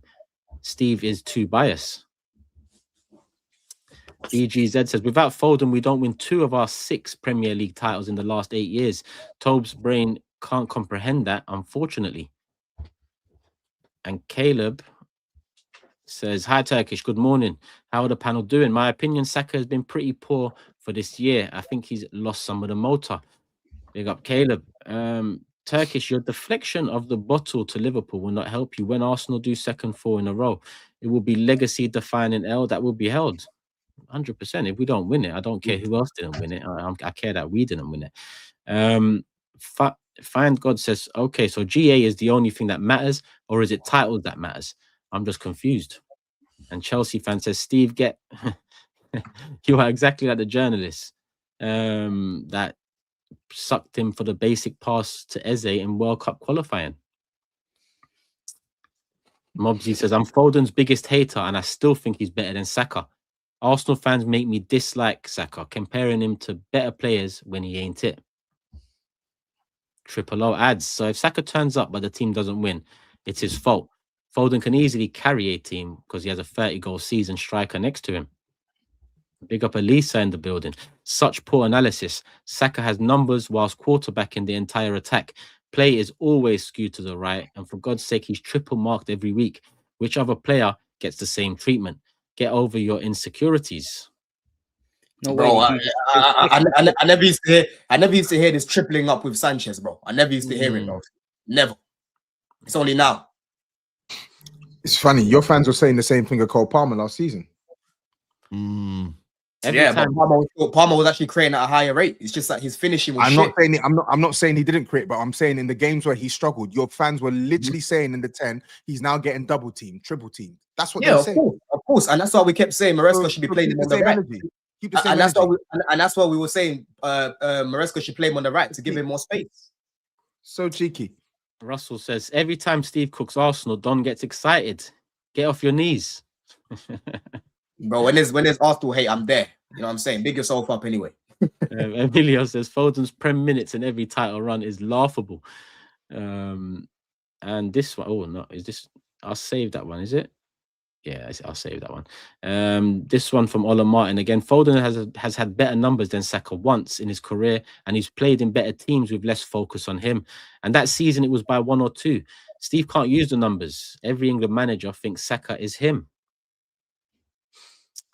The donut says Turkish rants about modern football, but this whole football is nothing without trophies as part of that. Ask Tobes what season he enjoyed more, the Champions League final one or the Europa League one. 100%, but I don't think what I said is anything to do with modern football and old school football. Even back then, it's the same.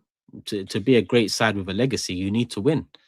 It doesn't, you know, in terms of feelings throughout the season, you know, I get that. That's why during some FA Cup wins, we were still angry at the end of it, because in the league where it really matters week in, week out, we're not even, you know, there or thereabouts. So I don't link trophies to modern football. Maybe the argument that trophies is the be-all and end-all, I get what you're saying there, but in some way, shape, or form it is. It's just the argument side of things. Tobes, what did you want to say? No, I was going to say, I get where you're coming from. If trophies were the be-all and end-all, Andrew would have kept his job. But he didn't. He got sacked. True. Because we were diabolical. So I love the trophy, love the end of the season, but when the season itself is utter dog crap, and then you deliver a trophy at the end of it, it's fantastic. He papered over the cracks. Papering over the crack. You need to have a blend of both. Yeah. Exactly. That's what it is. Because no man are gonna say, "Oh yeah, I prefer to be competing," but what's the point of competing if you're not winning? What's the point? You know what I mean? Yeah. Continuing, Max says Saka has 41 non-prem goals, Foden has 68. Just some numbers for you, Turkish. Saka played 4,000 more minutes. Foden also plays deeper than Saka. I was actually going to say about the minutes. Foden hasn't always been in the 11 like Saka, bro. Like week in, week out, you know Saka's there. Foden, bro, man was competing with guys like Mahrez and these sort of guys, bro. But isn't that more of a... Actually, no, I'm not even going to bother. Let's move on. Blue Shark says he spent less time on the pitch, Tobes. He spent less time on the pitch. No, it's fine. Don't worry. I can't be bothered. Yes. Saka 16, 25, 25. Foden 14, 16, 25 till Foden's last dip season. In terms of GA, how many of them are penalties for Saka? Foden is always better, period. And Satavan says Foden's Player of the Year campaign in 23-24, Saka's arse fell out supposedly in the running. Got 16 GA in the Premier League in the last 19 games. Someone tell me how his arse fell out. In before 4 in a row plus fake trophy comes out. Good Time says, big up everyone. Steve, did you hear Pep's post-match press conference? He was unhappy with our play on the ball in the first half. Insane standards. I'll save that one for the Chelsea segment. Okay, I think we've moved on to the Wild Don Takes segment of the Super Chat, so I think I can save That's nothing new. Yeah. I can't believe how you man can say that's a wild take, bro. Caicedo being the best in the world, man. It's crazy. Let me. Corporate Tobes says we can't keep doing what we're doing, Turkish. Nice to have Donald back. Please cook him. Tobes, stop hating. You know what? I think the argument that's on that subject stems from Matisse said on their day Chelsea have the best midfield in the world. That's what he said. But you probably agree. Oh, of course I agree, bro. You talk about the depth as well, yeah. Okay. All right, cool. All right, let's move. Let's go to Chelsea because you got Villa at Stamford Bridge. Yep. big game, third versus fourth, but you're about what 7-8 points off them. If we lose, we're 10 points behind, bro. We need to bridge that gap to 4. We need to bridge that gap to 4 because they got you man after that. 6 point, isn't it? Yeah, they got us at Emirates after this. Yep. So what are you saying? Confident? Not confident? Energy? No energy? Bro, you know what it is, yeah. Like, I'm just bare deflated right now, Turkish. I'll be real. You know what I'm saying, bro? You know, last time I came with bare energy, right? But this team's just so unpredictable, man. Last season when we played them at the Bridge, we absolutely blitzed them last season at the Bridge. Maresca started Caicedo at right back. He inverted. We had Lavia starting the game and whatnot. We absolutely bossed their midfield. Enzo Fernandez loves playing against Aston Villa as well. But right now they're coming on some really good form, man. They've got Rodgers that's cooking right now. You know what I mean? I think he's gonna have a really good battle on that side, whether it's Gusto, whether it's restarting. But end of the day, Turkish, we don't win this game if we don't win that midfield battle, right?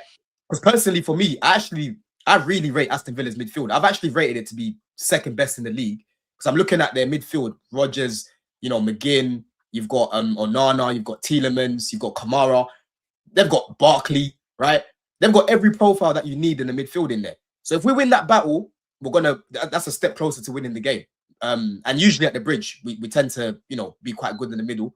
But in terms of our finishing, bro, the likes of Garnacho, he'll probably start the game. He needs to be way more clinical, which is a big ask because this guy has never been clinical in his career, right? João Pedro has been good the past few games, to be honest. I expect him to be good again because I thought he was really good in the second half against Newcastle. And then Neto right now, he's taking more shots and ultimately scoring more goals, you know? So again, I'm hoping that he can actually return in this game. It seems like we're looking at him. And Cole Palmer needs a massive game, man.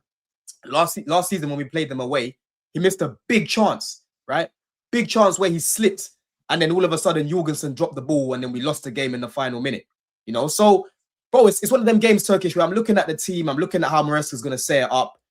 We can definitely beat them, right? We can definitely beat these guys, but we need to make sure that we're winning that midfield battle. If we don't win that midfield battle, we ain't going to win the game. We're not going to win the game, bro. It's interesting because I actually think Chelsea are going to win this game.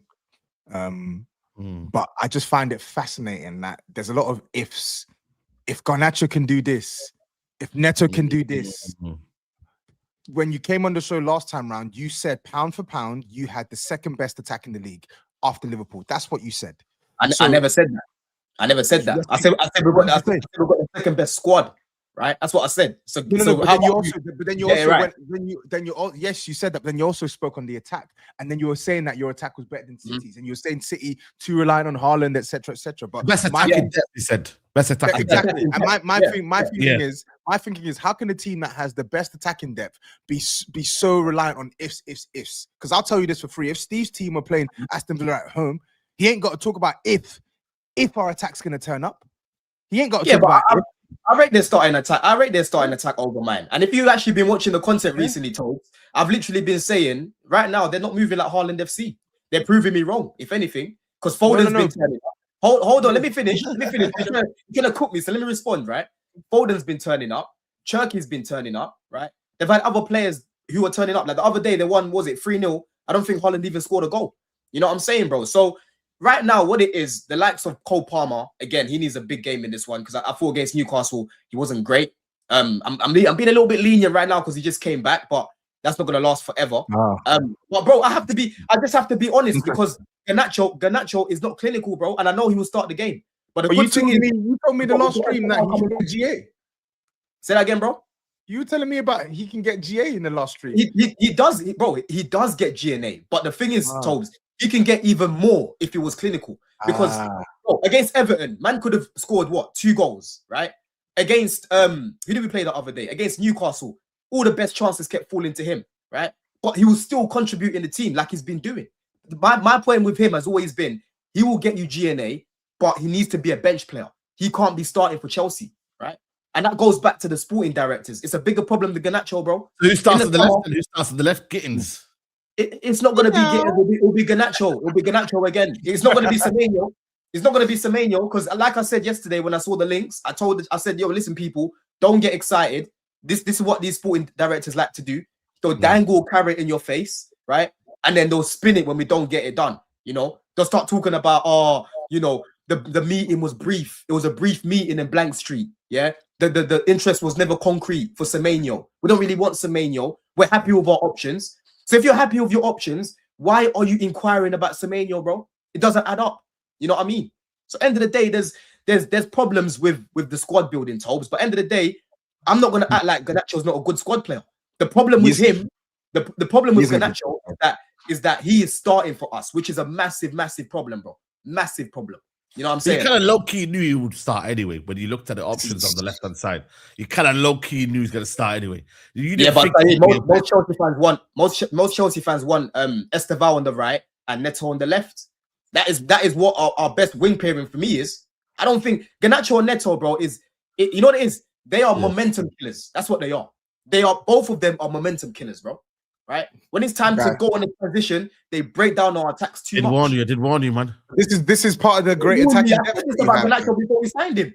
This is the great attacking depth that you have. So please, I'm not hearing these excuses. Just win. It's not about excuses, Tobes. When I'm talking about sound like excuses. What it is for me, Tobes. When I talk about our depth, when I talk about our depth, yeah, the conversations that we have about our depth, right? I'm talking about being covered more in terms of like injuries and the rotations and whatnot. We've got a lot of players. Quality is a different conversation. If you want to talk about quality, we can have a different conversation. But in terms of, like for like, we have options all over the pitch, bro. Mainly, it's only the centre back area. It's only the centre back area. It doesn't matter if you have options. If the options aren't good, they're not good. It doesn't matter. Yeah, that's what I'm saying. It's kind of pointless. Yeah, pointless. Yeah, it doesn't matter. I hear that too. I do hear it. I hear it, bro. But yeah, we need to win this weekend anyway. We need to win this weekend, Turkish, man. Because boy, it's disgusting. When I'm looking around my shoulder, I'm seeing SAEED. Yeah, I'm seeing Rance. Right, I'm seeing Nuruddin and all these guys, bro. It's pathetic. Yeah, how are Man United right behind us and we clown these guys every You're single not consistent. Week? What do you mean? It's down to you, yeah, that's what I'm saying. Because we're we're shit. Yeah, your team's not as good as you said it was. Yeah, exactly. That's my point. That is my point. We're losing and dropping points, yeah, to teams that we shouldn't be, bro. Like Leeds, we drop points to Bournemouth and these sort of guys. Brighton at home, Sunderland at home, bro. Man United there should be a gap between us and United right now. Yeah, it's pathetic that they're next to us. You know what I mean? So we need to get back to winning. I can hold a minute. I can spin that. Say if we beat Everton, West Ham, who we should have won, by the way, the games that were winnable, we'd be six points clear of you. Like, yeah, but a period where you were losing games and you weren't picking up points. But I can reverse that back and say, well, if United did their job, we'd be ahead of you. So yeah, but SAEED, the point is, yeah, but SAEED, it's not a pointless argument though. The point right now is you have a manager that you hate, right? A manager that you hate, and you can't wait to get this guy at the club. You have multiple players all over the pitch that you hate. Your squad ain't great, yeah. And on top of that, you've got Mbeumo that's gone now. Ahmad is gone now. You've got no Bruno, right? You've got Sesko that's, I don't know what he's doing up top. There's so many problems with your club, way more problems than my club. I can say the same thing about your club, though. I can say we're better than you. Kittens isn't great. Esteval's still learning. We're still better than you, though. We still have more game changes. We still have more game changes than you, SAEED. And that is why you predicted us to finish third. Who's your game changer? You don't have more game changers than Man United. I was going to say, characterize your game changer. Apart from Cole Palmer, yeah. Go on, yeah. That's one. Next, yeah. Okay, we've got João Pedro that's doing more than fucking. João Pedro's not a game changer, man. All right, okay. Let me rephrase then in terms of game changer. Let me rephrase then.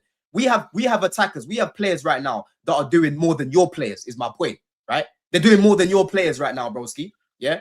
What's Sesko doing right now? Okay, take away Sesko. Yeah, I agree. What's Brexy doing right now? Yeah. What's Ugarte doing right now? When I look at Mason Mount, I hate to put Mason Mount. What's Euro doing right now? Because Euro is great flying everywhere. The way you're going on about it, you're saying like a lot of game changes, but really and truly, what's Gallo doing right now? Apart from Cole Palmer and maybe Pedro Neto, nobody in your attacking lineup is a game changer. So I don't know what you're gassing up here. Yeah, let me rephrase it then. Cole Palmer's probably our best game changer, but what I'm saying is the attackers that we've got, yeah. I expect them over the course of the season, right, to do more than your players, bro. You know what I'm saying? And in terms of that, even our defense ain't even the best, but it's better than yours. I don't want to brag about it, yeah. But shame on you, because I can see Steve. You're stopping Steve from getting to his Christmas Eve with his family, and he's having to sit here and listen to this slop. This is the problem. The fact that I'm going back and forth with SAEED is a big. But I don't know why you need to go back and forth. Look at your own team. I don't know why you have to go to United and use them as a metric. Look at your own team. SAEED. Hold on.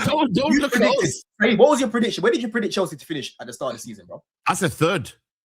Exactly, bro. Right. So the fact that me and you are having a conversation about us being near you is pathetic. That's my point. We should not be having this conversation because the gap between Chelsea and United should be clear to see. And right now, the table is saying otherwise, bro. That's my point. We should not be near you right now, bro. We shouldn't. So you reckon you should be near Arsenal on them, man?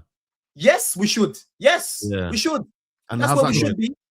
Yeah, it's not going. It's not going great. It's not going great. I've told you already, bro. Man, them today. I'll come in peace. The gun is down. Yeah. No. You can't do that. You can't do that. You ain't got no sticks, bro. The club and then come back later saying, "Guys, I'm coming in peace." I come in peace. Man. Yeah. Last time round, now you're saying I got no bullets. Nah, bro. Put the top four. Put the top four in the bag. Put the top four in the bag and bring me some glory. Yeah. Bring me some glory in the bag. Yeah, bring me number 3. Bring me number 3. If you know, you know. Bring me number 3. Bring me an FA Cup. It's been a minute. Bring me a Carabao Cup. It's been a minute. Yeah. Bring me something if you're gonna just get me top 4. That's how. That's how I'm guaranteeing it. If Chelsea are to go on I'll give it January, February. Imagine this: Chelsea go on like a 4 or 5 game winning streak because it's possible they can do that, right? Yep. I promise you, if they get within 5, 6 points of Man City and Arsenal, I promise you, he's back on this show and he's saying something completely different. This guy is you know I've said, Tom, you're a silver surfer, bro. That's what you know what it is, Tom. I'll be real. Before, when I came on this show, we still had Leeds and we had Bournemouth. And I said to Turkish, right, it's time for these man to change the narrative because we drop points against these lesser teams. We need to go and beat them to actually show that we're serious. When we failed those test topes, ask SAEED, bro. I called this guy on my way back from Leeds. I was fuming, right? So now for me, Tobes, I am not talking about no title race for Chelsea until we are up there in March onwards, right? I am not getting sucked in again because what happens is I'll get sucked in, yeah, I'll get gassed. You know what I'm saying? You don't have to do it anyway. It's not going to happen anyway. Relax. You don't need to get to that level. Yeah, it's not going to happen. It's not going to happen anyway. Relax, man. So March onwards, if we're up there March onwards, you're gonna get Smokey Don again. But right now, as it is, bro, Smokey Don, I'm sitting back and I'm watching. I'm sitting back and I'm analyzing. You know what I mean? That's what I'm doing, bro. Get me my top 4 and win me a trophy. That's what I'm looking at this season to be right now. I don't think we're gonna compete right now as we are. No, it's not happening. You're proving otherwise. All right, cool. There's a fair few super chats regarding you, so let me get them in. Jazzy Jess says, could bottom left blink twice if he's not being held captive? Looks a lot like my basement. Also, big up to Papa Smurf. Bro, this is my box room, man. This is my office. Let me see. Let me scroll. What's this one here? Nah, I don't know what that is, but I'll save it. Sorry, people, just bear with me here. There's quite a few. Here we are. Microwave Palmer says, nah, Don is on the YouTube thing. Earlier this week, man compared Rodri to Lavia and now saying Caicedo over Pedri. That was last week. He's about to make Steve furious. This is what people do. This is what people do. Yeah? Save me, bro. Steve. Don't get into it. Don't get into it. Nah. Don't explain yourself, Don. Don't explain yourself, bro. Don't explain yourself, bro. Yo, don't explain yourself, bro. Trust me. Let's keep it moving. Keep it moving. No, you know what? Yeah, fuck it. I'm not gonna try to help LB no more, bro. Forget that guy. In fact, I don't even know why I'm helping Lewis. You know what I mean? Yeah, it's crazy. I don't know why I'm helping that guy, man. Yeah. All I said, Steve, yeah, is Rodri can't be depended on right now. Similar to Lavia, he keeps breaking down. Go and get an additional midfielder to help Rodri. That's all I said. I'm not saying I'm comparing him to Lavia. Come on now, G. Similar to Lavia. Check the receipts. He keeps breaking down. He keeps breaking down, Tobes. Why would you not want to cover yourself? Go get someone else. Because Gonzalez gets injured. Yeah, I'm telling you now. If Gonzalez gets injured, Turkish is smiling. He's laughing to the bank, right? Because Rodri hasn't stayed fit in God knows how long now. Yeah, it takes time, innit? Takes time. It takes time. So go get another midfielder then. Simple. Yeah, I'm not disputing that. I'm just it's always comparisons with you, isn't it? Same Pedri ducked the Chelsea test, but I haven't seen Cole Palmer at the Emirates. That one's from Fine God. Yeah, man. Yeah, 1 year he had diarrhea. And the year after that, I think he had an injury, if I remember correctly. Yeah. Interesting. Oh, there's always there's caveats when it's Yeah. I told Turkish last time, bro. Listen, I don't do no bets with Arsenal fans until I see the lineups because they do judge. They do something to our players beforehand where they're not there. That's what always happens against these lot, bro. Pedri is in his own league. Only Rodrigo can chat to him, but I have him in the legendary league. Rodrigo don't even play the same position. No, but he must be talking about He's talking about Rodri, isn't he? Steve, Man City. Or Rodri. I'm a Chelsea fan and I agree with Tobes. Don is a funny guy, just be saying anything, and he has occasional hits every now and then.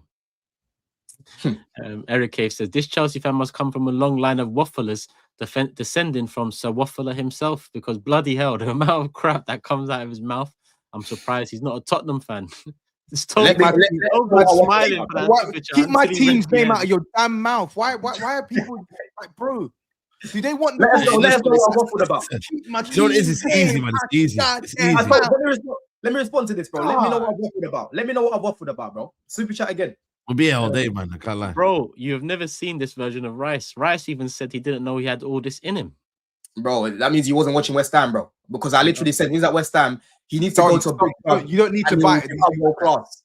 Yeah, it's just don't buy There's a fair few more done. Don't worry. Yeah, man, don't buy it. Yeah. Ola Demeji says Moises is the best number 6 in the world at the moment. Maybe not the best midfielder, but definitely the best in his position in the world at the moment. Big up to the panel. Amazing content. Big up, Ola, man. Come on. A couple more that's coming on the previous microwave palm again. Don talks about his players the way people used to talk about Nunes. If he scores the chances, he's decent, confident, potential, work rate, double standards. Hey, and that's why I didn't want Shirley Carter, bro. I was against him. You know, I was live with SAEED when I saw Mapateas in January talking about Shirley. We're about to bid for Shirley. I said, bro, don't bring this guy to this club, bro. You know what I mean? He can't finish. Why are we looking to get rid of Madueke and these sort of guys to bring Garnacho? It makes no sense. No, but hold on a minute. When he was going through that run, you saying that I do see some good things in Garnacho and that you were like gassing up even before we were linked, I told you he's a good squad player. I've always told you this. You know this. You know this, SAEED. He's not a good player. I see some tweets anyway, but yeah. Jay Bull says, Don, do you rate Donnarumma now? Is he still overrated or is his kicking still bad? Bro, Donnarumma has always been a very good shot stopper. That's not the side of his game that I've criticized, right? It's the distribution and it's the cross collection. I'm going to make myself a tea. We're going to be here all day. You know what I mean? You man overrate the guy, but in terms of shot stopping, he's elite at that, bro. World class at that, in fact. I think that's... Oh, sorry, I'll put this... I'm locked... I don't even know which one this one's on. I'm locked up, no sticks to bang. I'm locked up, so let's spin some shit. If you know, you know. Is it Akon? It's Akon, but I did it. I was thinking...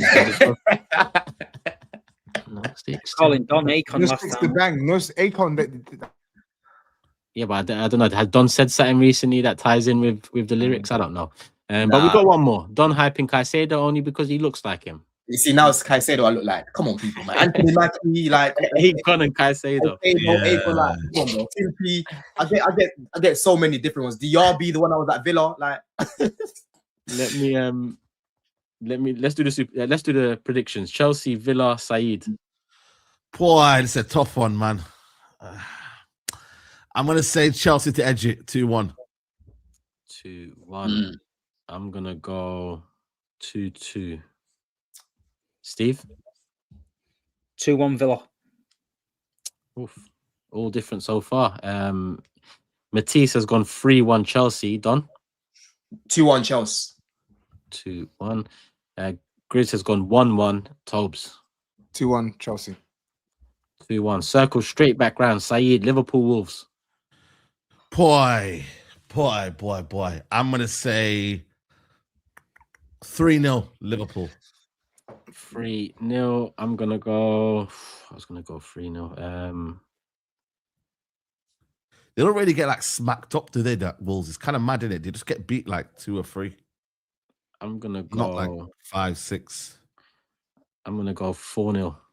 Steve. 2-0. Matisse has gone 3-0. Done. 2-1 Liverpool. 2-1. GRIZZ has gone 2-0 Liverpool. Tobes. Yeah, I'm gonna go 2-0 as well. 2-0. All right, cool. Just needed to get that one in. No point talking about it, and GRIZZ is not here, so we keep it moving. 3 fixtures left, all tasty in some way, shape, or form. Let's get Forest City out of the way, but obviously maybe not that much to say on the game, Steve. But Semenyo links confirmed. It looks like it's going to happen. You know, you've mentioned him quite a few times, but yeah, it looks official now, I think. And I think you've spoken to your people, and yes, got his signed, sealed, delivered in terms of how official it is. Yeah, people were being a bit quiet about it, no one was saying much. And then yesterday they all started to talk. So yeah, it looks like they're after him. It looks like it's going to get done. He was a player that I just didn't. I said he was a good player, but I just didn't think City would go for him. I just didn't feel like he was the type of winger Pep would choose. You know what I mean? I've watched him a couple of times and I've not been overly impressed with him, I can't lie. But I've been told yesterday he might be using him as a striker as well when Haaland's not there, or as give Haaland a break, which is different. Don't be surprised if he ends up at right back, you know, because that was not beyond the realms of madness of Pep to do that, wing back or something. But listen, as long as he's wearing the blue shirt, then everyone will get behind him. But it's interesting to see how it comes out. 65 million in today's market is not that dear, really. I don't buy into that Prem proven bullshit that people say, because there's plenty of Prem proven players have moved to other Premier clubs and not done it. It's the jump up from Bournemouth to Man City in the title race, Champions League, low blocks more or less every week. That's all I was concerned about as a watching from the outside in, whether, you know, he had enough to do it. I've seen times where Bournemouth have sprayed beautiful balls over to him and he's in acres of space and his control's not been the greatest. You know, some of these City fans are used to Riyad Mahrez and people like that. But listen, you know, they've seen something in him. And if they pull the trigger, we need bodies. We do need bodies. We have got problems if we get injuries. Savinho and Oscar Bob have had the chance. I think a lot of people are he's wearing thin. Savinho's in glimpses looks okay, but no end product. Oscar's had a bad injury, but where can we play him? You know what I mean? We're in a title race. We can't sort of like, oh, let's give Oscar a game. You know what I mean? Because he's not doing it at the minute. So I think there'll be people leaving and Semenyo coming in. So yeah, just got to get behind him and see what happens. But it adds us something different, you know. Jeremy Doku on the left, Semenyo on the right, you know, but Turkey's playing well off the right at the minute. So this is what I don't get, you know. Does he play, you know, if Haaland needs a break, is he going to play him up front? Do you know what I mean? I don't know. It's going to be a weird one to see, but I'll take it. It's a great option to have, man. 2 foot across the front three. I mean, even completely different to Shirky on that right hand side. Shirky can play central, so you know if Foden's not doing it, Shirky can slide in. He can go. There's so much you can do with Semenyo. Where he leaves Mamouche as well. You know what I mean? Mamouche needs time, so he's playing for Egypt, which is fine. But someone's got to go because Rodri's coming back. Nico Gonzalez. Does he play a Rodri Gonzalez double pivot when he's back and play Foden in front? That means Turkey on the right, Doku on the left. Semenyo, I don't think he just gets straight in the side. I don't think that's going to happen. I feel like we're going to see something. He's got to get to grips with what Pep demands. This is what, it's not easy, you know. Everyone that come from elsewhere always mentions about what Pep demands and how certain players get it and certain don't. Imagine buying Mateus Nunes as a midfielder and then coming out and saying he's not clever enough to play in midfield and now he's a right back. This is why you just don't know what the plan for him is. But yeah, I think it's cheap. 65, activate it. Yeah, let's go for it. It's another body to the side. You see Steve, yeah, where Pep plays like Doku on the right, or Semenyo on the right, either side with Semenyo, and then Turkey and Foden centrally, and then like a Gonzalez behind them. Or obviously Rodri, for example.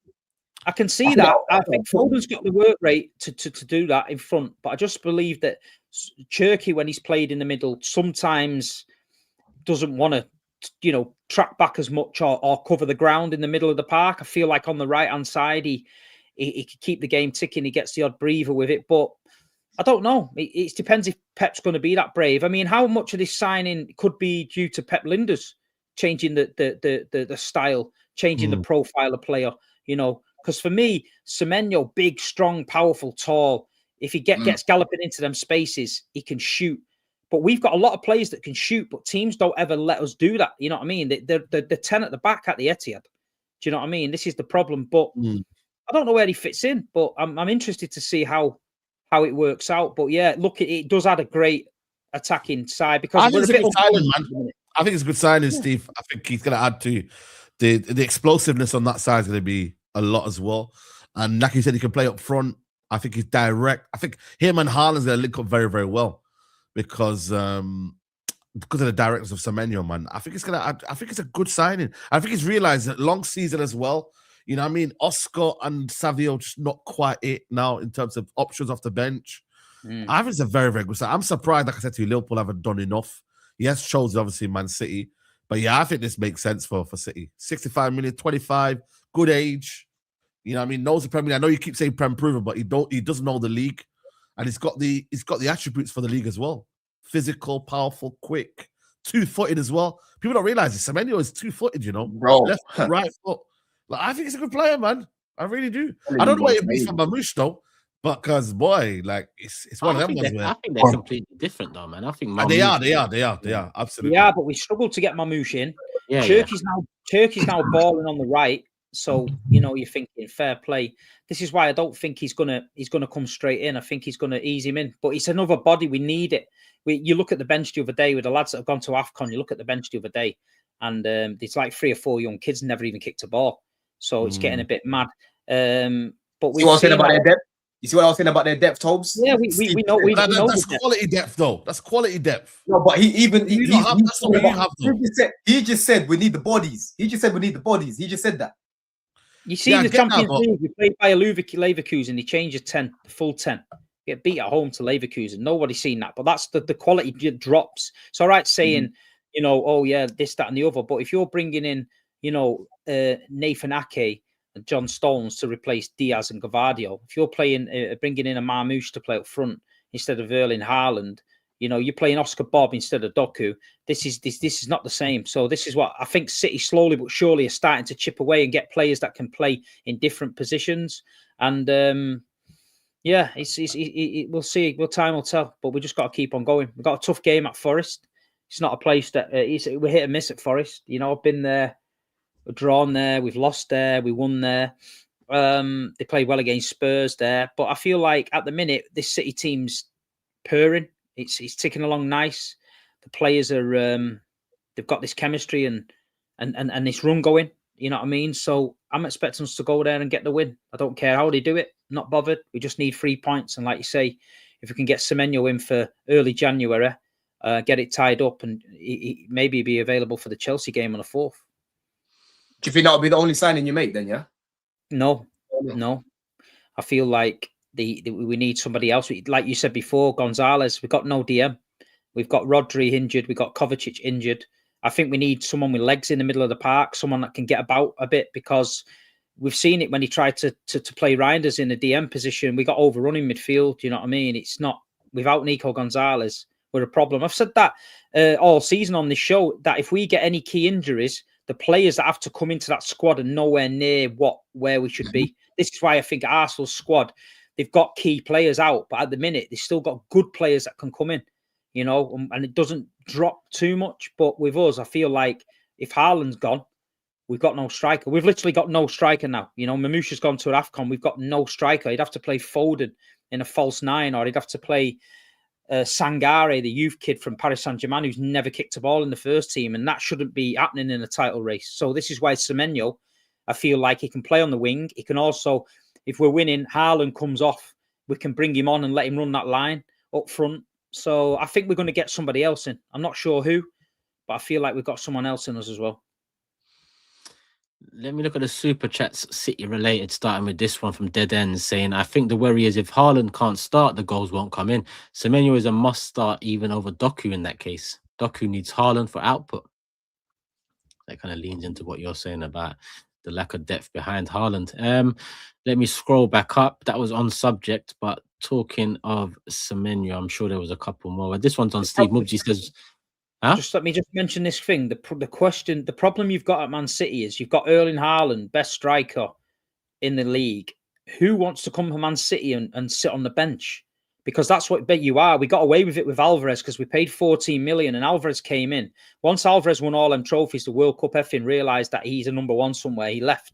Now we need somebody to come in. Whether this Semenyo can fill 2 roles and say, okay, he can play on the right wing, whether they keep Savinho as well, get rid of Bob. And then if Haaland is struggling near the end or needs game time, you can throw Semenyo up top. And Semenyo will probably be happy with that. At least he's playing, you know? Bro, Steve, go get Larson out of Wolves, man. Go save his career, man.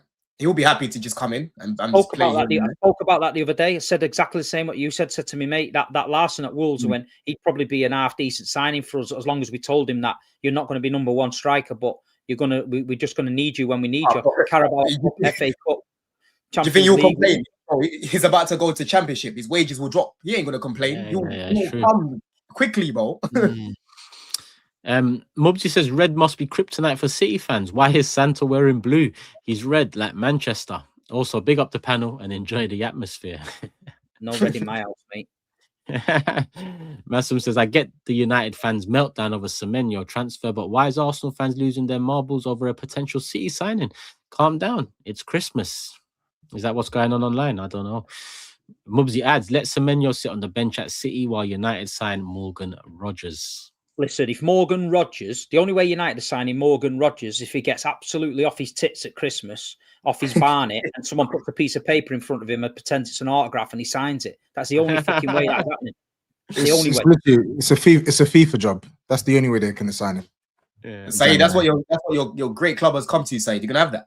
He knows Listen, that. I'm not bothered. I don't think we need Morgan Rogers right now. So I'm very calculated about my silence now, man. That's why I'm not even mad about you need fucking Messi now. You need Messi, Ronaldo, and then Mbappe. I didn't really go mad about Semenyo. I don't think we need Semenyo right now. We don't need Morgan Rogers right now. So you're not getting both. Relax. I'm cool. Adam says, I'm not gutted about missing out on Semenyo, but it highlights the power shift in Manchester between City and United. I don't think that's stuff to do with power shift, man. You're thinking too much into that. Big up. You don't think there's been a shift? Say that again? You don't think there's been a shift, Saeed, in the power? No, I mean for the Semenyo signing, no. Yeah, in terms of trophies, yeah, Man City are the better team right now in Manchester. Yeah, I agree with that. Riku says, finally can catch one of these live. Big up the regulars and Don, especially Big Steve. Own goal is a baller for Arsenal, scored the last 3 of 4. I think that is it. Let me see quickly. Yeah, actually this one's on Semenyo. Macadamia says, Liverpool missed out on Semenyo. Given the abysmal season, do you think they still have Paul? Lavia and Caicedo bottled with Klopp there. Merry Christmas, Happy Christmas. You don't just lose Paul like that.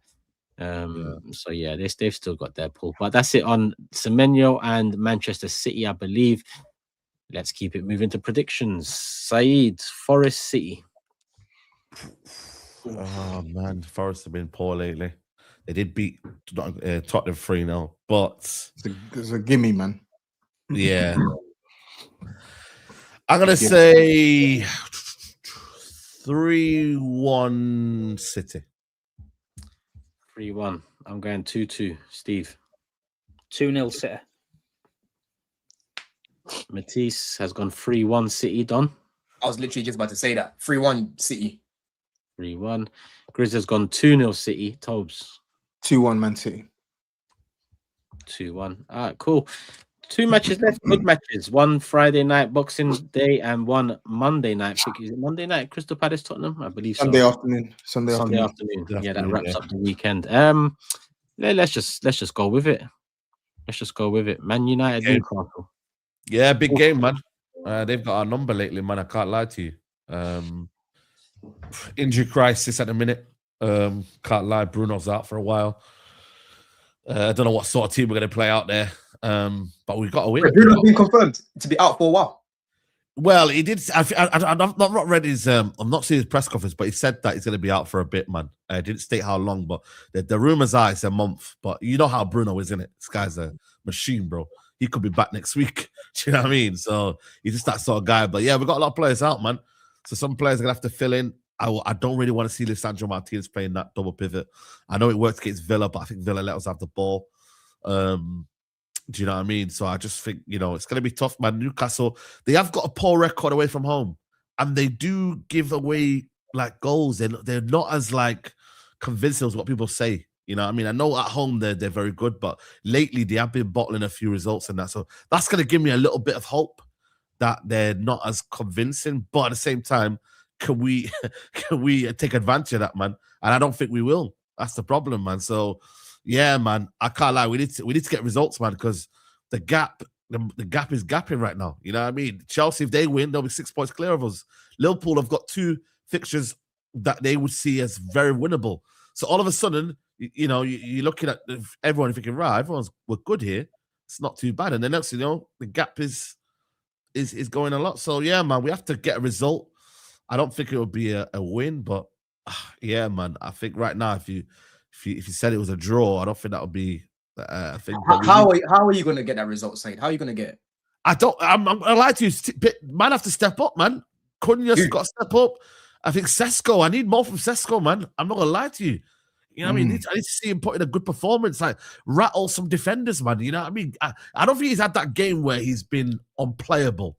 I think there's been little touches and that, but I don't think he's had that game where defenders have been like, wow, this guy is good. So I think he needs to give us that performance at home as well, especially. Is it time to now take out Euro from the lineup as well? It's a little bit too hot. I'm not gonna lie to you. The problem is though, I would say normally, yeah, I would say, but then who's coming in to replace him? Fredrickson's a youngster.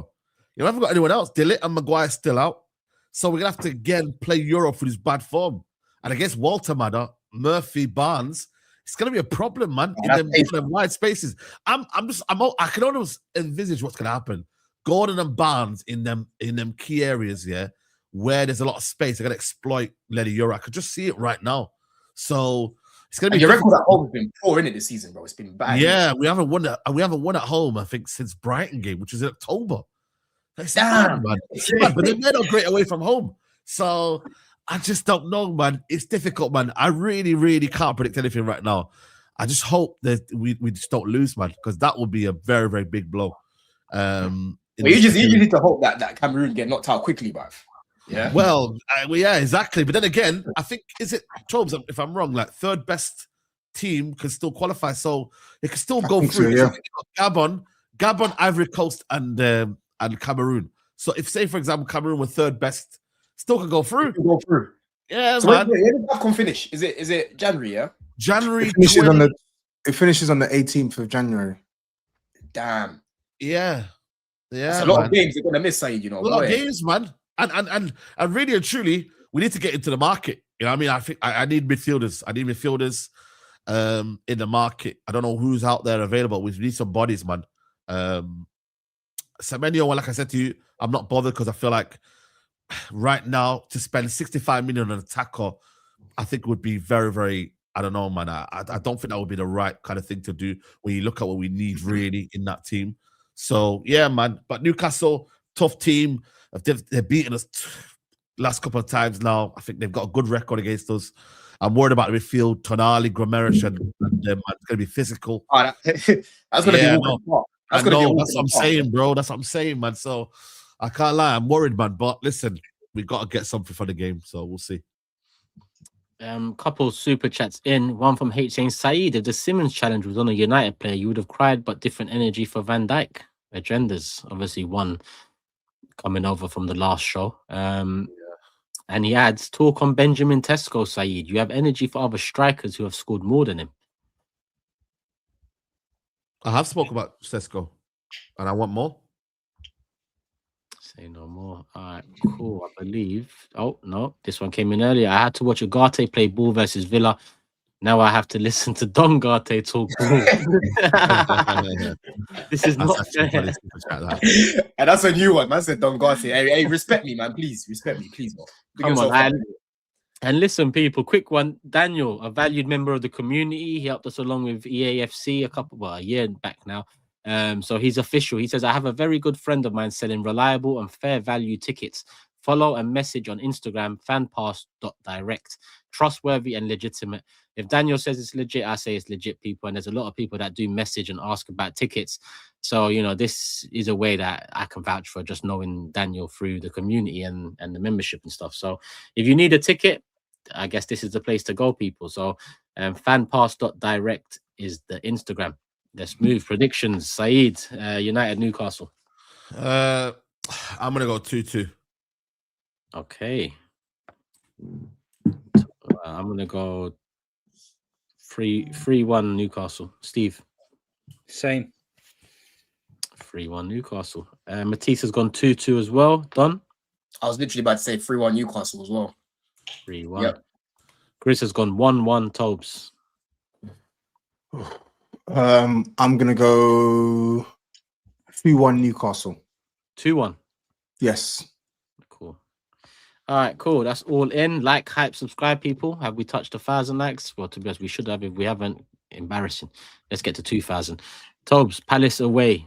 Wraps up the weekend. Difficult fixture. How you feeling? Very. I'm not feeling confident, to be honest.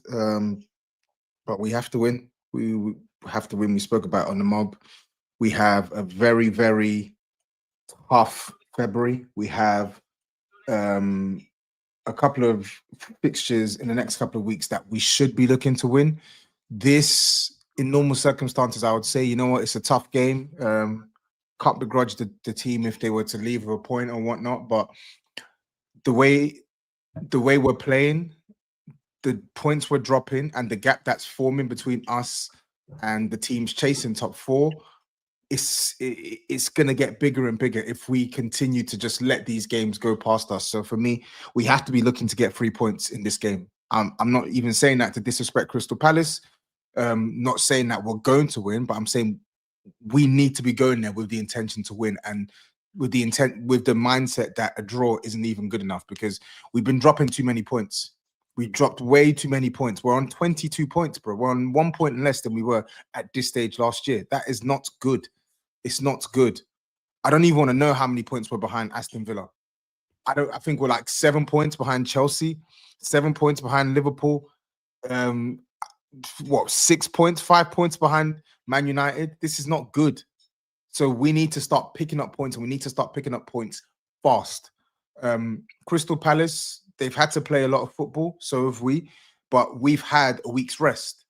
They haven't been able to have a week's rest for 2 weeks in succession, and their squad is being stretched thin. Like, we need to now try and capitalize on this, right? What's this? That's it. That's the shit. Sergio. We got Sergio. We He got said Sergio. everyone wanted to see Sergio, so he's Merry Christmas from Serge.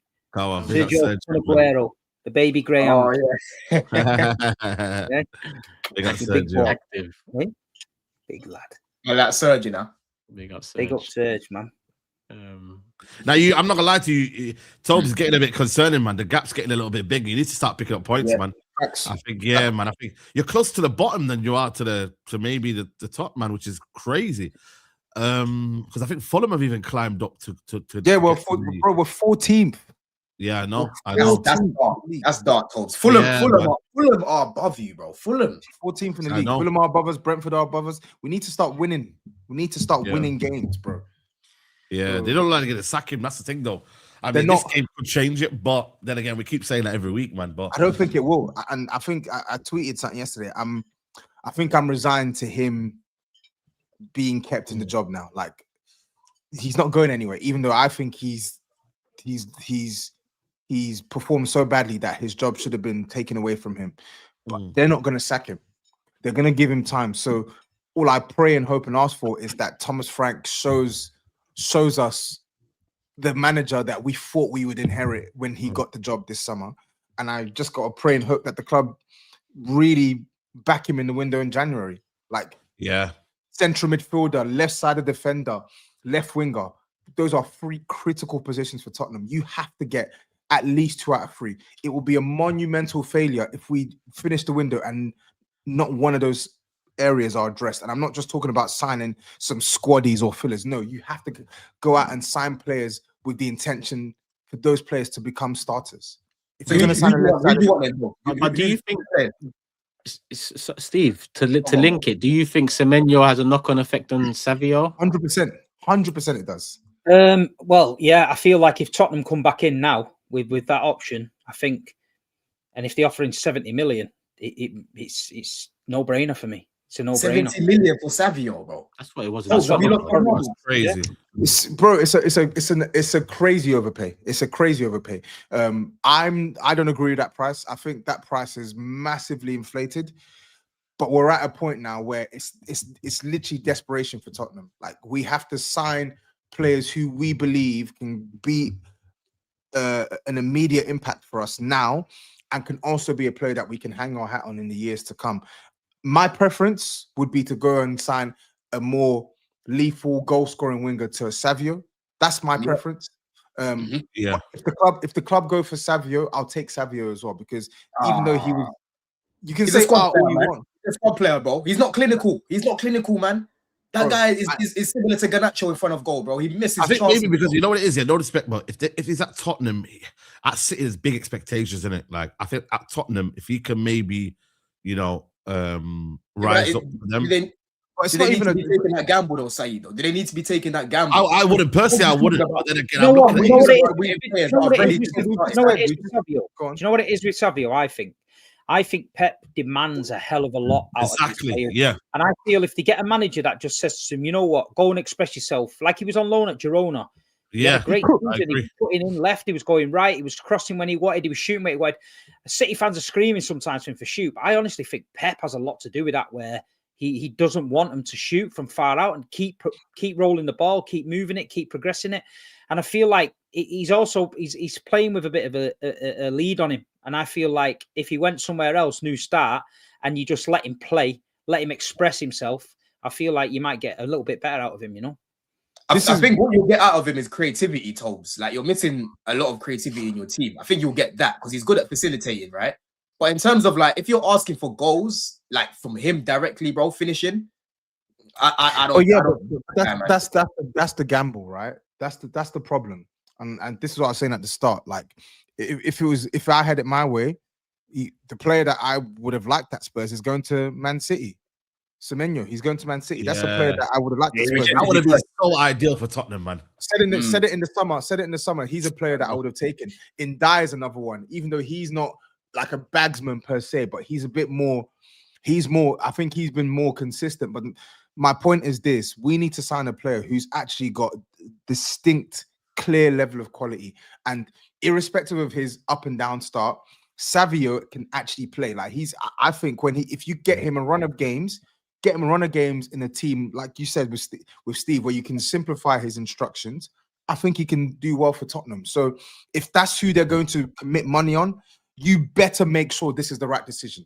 Like, you have to make it work. We have to make it work. This isn't me saying, "Oh my God, I want Savinho." I'm resigned to Savinho, but I've seen enough to say, you know what? If that's who they pick, I'll try and get behind it. Throw my support in that signing, and let's see if it can cook. But that can't be all we sign. We need to sign a central midfielder and or a left-sided defender. That is non-negotiable. If we leave the window without signing, as I said, 2 out of 3 of those positions with good players that we're not going to be saying in a year's time, why did we sign this player? Players that we're not going to be saying in a year's time, oh, it's a squad player. Players that we're not going to be saying straight away, oh yeah, he's a rotation piece. No. These players that we bring in January, they have to come in with the level of quality that we expect to start at the club. To start. Who have you been linked to, though? We were linked to, funny enough, Mamouche, but we're never going to sign him. Never going to sign him. I would have him over Savinho. I'd have him over Savinho. But then again, it's like finding a position for Mamouche as well within that Tottenham team. That's what we were discussing yesterday. Mamouche again, this is a pipe dream because 1, we're not going to pay his wages, and 2, he's not going to. You're going to sell him anyway. But the thing with Mamouche is that was my conundrum. Like, where would he play if he was signed for Tottenham? But my thinking is, and I've been discussing with a couple of my friends who watched him at Frankfurt as well. My thinking is, if we signed him, we'd play him off the left, but we just wouldn't use. And this is where the coaching comes into it. This is where we actually need Thomas Frank to earn his stripes as a coach. If we signed him, I'd just play him as an inside forward. We used Son as an inside forward for years off the left. Let the fullback give you the width and let Mamouche play on the inside. Get him as close to goal as possible because we ain't got. That's the problem. We haven't got shooters in this attack. And Mamouche, say what you want to say about him. He's a shooter. with both feet, right? So let's see, man. Let's see. All right, cool. Let me see if there's any. I don't think there is. Tottenham related? No. Actually, there was one. What's Matisse saying? These second strikers need to stop coming Prem and go Serie A. Mamouchi's a support striker, but I think he can do a job off the left. Yeah, With the right I'm system, he can tired do a of them, job off man. the left. I'm tired of this. You know, I call them ambiguous strikers, TOBS. You don't know what they are, bro. You know, are you a and 9? Cuckoo's one of them. He was one other one as well. And Cuckoo. Yeah, and Cuckoo. Even João Pedro at times. I'm confused. You know what I mean? Yeah. And Dennis says, big up the panel. Merry Christmas to everyone, even that loser team supporter, Rage Toby. That's the Christmas spirit. And this one from Jack saying, Arsenal fan, but love you, Tobes. You're a gentle giant, scary on the streets, but soft in the sheets. You make Jack feel warm inside. Wow. What That the is hell is this? fruity guy, man. Big pause on that, man. Big pause on that. Yeah, And man. you Jack, actually read it man. as well. What the hell is this? I respect the community enough, bro. You feel Scary me? on the Sometimes streets, Get this but shit off my soft in screen, the bro. sheets. think I'm gonna throw Spanky their boy. money What's his away. name? Spanky. Get this shit Spanky off the my Tank screen. Engine What you? or something. Yeah, I mean, it's all coming out now. It's all coming out now. Oh my god. This Alright, is disgusting. let's do the predictions. SAEED, Palace, Tottenham. I'm gonna say 2-1 Tottenham. 2-1 I'm not Tottenham. confident about that one. I can't lie. I'm gonna go 2-1 Palace. Steve. Same. 2-1 Palace. 2-1 Palace. Matisse has gone also 2-1 Palace. Don. Yeah, I was gonna say the same. 2-1 Palace. Cool. GRIZZ has gone 1-1 Tobes. My head is telling me this is gonna end a draw. F it, I'm gonna back it. 2-1 Tottenham. Another 2-1. That's 4-2 or 5-2-1s if we count Don's as well. In predictions, and that's all the predictions done. So make sure you like people. We've passed 1,000. Let's try to get to 2,000 whilst I whittle away the last remaining super chats and member comments. On that, big up Suge. Hope you're well and healthy, brother. Big up gents and chat. Merry Christmas to the entire community. Hope you all have a safe and healthy holiday period. Likewise, my brother. Big up you and the family. Listen, we haven't done an early show like this in a while, so I'm seeing a lot of new names and faces and DPs in the super chats and live chat too, to be honest. So it's good that an earlier time allows other people to watch it live too. Yeah, people in India as well. I think the guys in India is good for them because it's okay. That's the timing. Yeah, good time. To be honest with you, just a heads up, in January, I think we've got 2 1 p.m. lives. Just a heads up to the community, but we'll keep you up to date on every single one after every single show. So Raj, I'm going to say, first time watching you guys live. Just want to thank you for all the consistent entertainment. Big Six helped me massively through some tough times. The best thing about that is that you're through it, brother. Tough times, they say it never lasts, but you just got to keep strong and get through it. So lovely to hear that, and big up you, big up not just a super chat, but watching the show. If you haven't had the chance to watch it live, value is the same as people that get a chance to watch it live. Trust me on that. Ib says, Merry Christmas, lads. Hope you all have a great time with the family. Turkish, awesome meeting you last week at Larnaca Airport, my bro. Absolute pleasure. Love the show. Keep smashing it. Bless. Listen, my bro, pleasure's all mine, man. Meeting the community, it's always a good thing. Love for the love, my bro. Matt says, as president of the DSC, Don't Scared Community, South African branch, I am proud of how our supreme leader has handled these verbal jump-ins lately. But he's not here to see or hear how proud you are of him, but we'll pass the message on, maybe. Big up for the super chat. Jasuke says, wishing the Big Six and the community a Merry Christmas, happy holidays if you don't celebrate, hoping for big things in 2026 for everyone. Love for the love, my G's. Come on, bro. Big up, man. Love for the support, man. Kyle says, just came back from finishing work and my Secret Santa was wrapped in Spurs wrapping paper. My boss got me a mug that says, quote, I'm an Arsenal fan and this is the only cup I'll be winning this year. For fuck's sake. On that note, interesting. I know somebody else that got a cup like that. So do I. Subscribe, people. Merry Christmas in advance. That's the heads up. Osman says, first super chat, guys. Have a blessed day. Love the show. Love for the love, my bro. Big up. Love for the love. Appreciate the super chat. Appreciate the love in general. Yan says, finally caught. No, let me save this one. I'm saving this one for the end, actually. Let me save that one for the end. Ziggy, 10 a.m. stream is crazy. Boss man, bring me in. Brother, I like Ziggy, you know. He's actually messaged me as well. Can I get a 2-minute sec, bro? 2 hours, 10 minutes in, bro. And I know you, Ziggy. I extend it to 3 hours. If you Christmas Eve, Ziggy, man. Don't worry, man. It's the summertime. You're gonna meet Steve. Don't worry about that, man. We're all gonna link up. He's gonna meet C in a couple of weeks as well, isn't it? Yeah, I know, but you know, he might be bored of me. Let me continue. This one's come left field. Turkish, why you not want Arteta gone for winning F4 6 years when you wanted Wenger gone with credit, who played better footy, won 3 FA Cups last 5 years? I also see a super chat on Saka as well, but just, brother, Merry Christmas, bro. That picture's crazy. Merry Christmas, man. This one here from Jason says, Merry Christmas and happy holidays, crew. I'm hoping we get the job done this year, but I'm looking forward to an intense game-for-game showdown with Manchester City. Yeah, just needs to end in better fashion for us. 2 left. This one from Kusta. Big up, man. Big super chat and a proper comment at that. Big up. Just wanted to wish everyone a Merry Christmas. If I were a footballer, Steve would be the manager, SAEED, my agent, Turkish, my bodyguard, TOBS, my personal trainer, GRIZZ, my PR guy, and Matisse and Don, my lawyers, because they can argue anything. Come on, that rounds it up quite nicely.